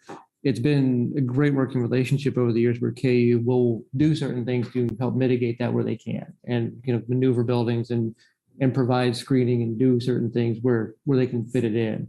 But there isn't anything in the code that can compel an action in those lines there. So if the property is zoned UKU, it is subject to the cooperative agreement and not fully the land development, not to the land development code. Thank you for clarifying that. And given that clarification, that's something I take to heart, that that KU could do something else with that property without the conditions put upon it that Evergy has agreed to, with the walls and the moving the property back, the noise mitigation. So I take those issues to heart, that KU could put something there. Evergy has done a lot of work to mitigate where possible. This is a community. Yeah, I'm not just going to repeat what everybody says. It's a difficult issue. There will be some negative impact to the neighbors, but I think Evergy has shown that they are going to mitigate that as much as possible. And I do take to heart that without this project, there could be any number of things that happen on that property as well. So unless anybody has any further comments, I'd like to take these issues one by one, of course. We need to start with the rezoning. If anybody is in a position to make a motion for 1A, the rezoning from approximately 9.7 acres located in the southeast corner of the intersection of Castle and Bob Billings. I'll raise my hand if no one else is. Commissioner Rexroad. I move we approve the request to rezone Z-21-00138 of UKU district to RS7 district located at the southwest corner intersection of Castle Drive and Bob Billings Parkway, and forward to the City Commission with a recommendation for approval based on the findings presented in the staff report. Do we have a second? I'll second it. Commissioner Thomas, thank you. Any further discussion on 1A, the rezoning proposal? Okay, Jeff, if you could call the vote. Commissioner Ashworth, Yes? Commissioner Barotto, Yes. Commissioner Carpenter, Yes. Commissioner Carter, Yes. Commissioner Doover, Yes. Commissioner Rexroad, Yes. Commissioner Thomas. Yes. Motion passes 7-0. Okay, moving on to 1B for the preliminary plat. So the first one, 1A with the rezoning, that will go on to the City Commission as Commissioner Carpenter recommended. So there is an option for the public to address the City Commission with that. The preliminary plat ends with us. Would anybody care to make a motion on the preliminary plat? Okay. Commissioner Rexroad. I move we approve preliminary plat PP-21-00139 for Free State Substation located at the southwest corner of the intersection of Castle Drive and Bob Billings Parkway. Do I have a second? I'll second. Commissioner Duver, excuse me. Any further discussion on the preliminary plat? If not, we can call a vote. Thank you. Commissioner Ashworth, Yes? Commissioner Barotto, Yes. Commissioner Carpenter, Yes. Commissioner Carter, Yes. Commissioner Doover, Yes. Commissioner Rexroad, Yes. Commissioner Thomas. Yes. Motion passes 7-0. Moving on to 1C, this is the special use permit for this project. Shall I just bring it home? All right, Commissioner Rexroad. I move we approve the special use permit SUP-21-00140 for the development of an electrical substation, minor utility, approximately 9.98 acres in the southeast corner of the intersection of Castle Drive and Bob Billings Parkway, and forward a recommendation of approval to the City Commission, subject to the conditions in the staff report. Do I have a second? Point of order. Oh. Chair Mary Header. Oh, I'm sorry, I did not see that. Please. Mary Miller, I was just wondering if this included the modifications or if you're going to vote on Yes. those later. Yes, there are modifications on 1C. The lighting, the sound level. Okay, so when I made my motion, I said subject to the conditions in the staff report, and it's those very conditions that I was referencing. Right, Do I there's need- two modifications separate than the conditions. Modifications from parking and modifications from the lighting standards. So if I make the motion to say including the modifications, is that sufficient? Did we have a second? We do not have a second yet. If we had- I was the interrupted. I was interrupted before the second. Second has to be withdrawn. Okay. So is that a sufficient way to add the modifications? By just noting that they're there, or do I need to read them? Could you go ahead and make the motion again with the conditions and the modifications? I'll make Thank this, you. yes, correct me if I need to do more. Make a motion that we approve the special use permit SUP-21-00140 for the development of electrical substation, a minor utility, on approximately 9.98 acres in the southeast corner of the intersection of Castle Drive and Bob Billings Parkway, and forward a recommendation of approval to the City Commission, subject to the conditions and modifications as noted in the staff report. Good. Okay, now may I have a second? Commissioner Barota seconds. Is there further discussion of this item? Yes, if I may, I would just like to, I plan to oppose this, not because I think it is not going to be passed, but I'd like the City Commission to pay particular attention to the enforceability of this special use permit. I'm really concerned about Commissioner Carpenter's observation that this is, once it's passed, this is effectively unenforceable because the city is not going to shut down any component of the power grid in Lawrence. I would like this to be part of a serious discussion on the part of the City Commission, so I plan to oppose. Thank you, Commissioner Carter. I also hope that the City Commission pays close attention to this meeting. I've been going back and forth with it myself all night. So thank you for that. And we do hope that they will pay particular attention. And I'm going to join Commissioner Carter with that no vote, with the assumption that there's still going to be enough votes in the affirmative, given how our conversation is going. But I want to give emphasis to those facts just about the spend nature permit. Any further discussion? Being none, Jeff, if you could call the roll, please. Commissioner Ashworth, Yes. Commissioner Barota, Yes. Commissioner Carpenter,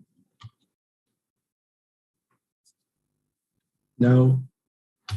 Commissioner Carter, No. Commissioner Duver, Yes. Commissioner Rexroad, Yes. Commissioner Thomas. Yes. Motion passes 5-2. I want to thank everybody for their time and attention to this issue, particularly the members of the public. Like I said, there are two decisions here that are moving on to the City Commission. So I hope we will see you again with the City Commission. Thank you for your participation. Thank you for Evergy for their due diligence and coming tonight in force to speak to all our questions and issues. And thanks to the commission here, our volunteer commission addressing this. So is there any miscellaneous new or old business that we need to add to tonight? None for this evening. None for this evening. So what remains is to vote to recess until Wednesday's meeting. Need a motion? We need a motion to recess. So moved. So moved. Okay. Commissioner Carter, second. Second. Commissioner Rexroad, seconds. Any discussion? Can we have the vote, please, for recess? Well, I just want to say I'm going to do my best to be here on Wednesday. This connection pretty unstable, even rejoined multiple times. Fortunately, I got through it, but I'll do the same thing on Wednesday. So bear with me. Thank you, everybody, with putting up with that. Thank you. You're always worth having here, Commissioner Carpenter. So I wouldn't go that far.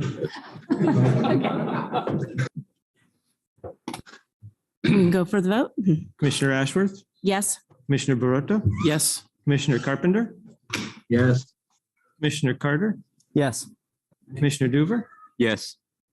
Commissioner Rexroad, Yes. Commissioner Thomas. Yes. Motion passes 7-0. Thank you, everyone. Have a good evening. Thank you very much.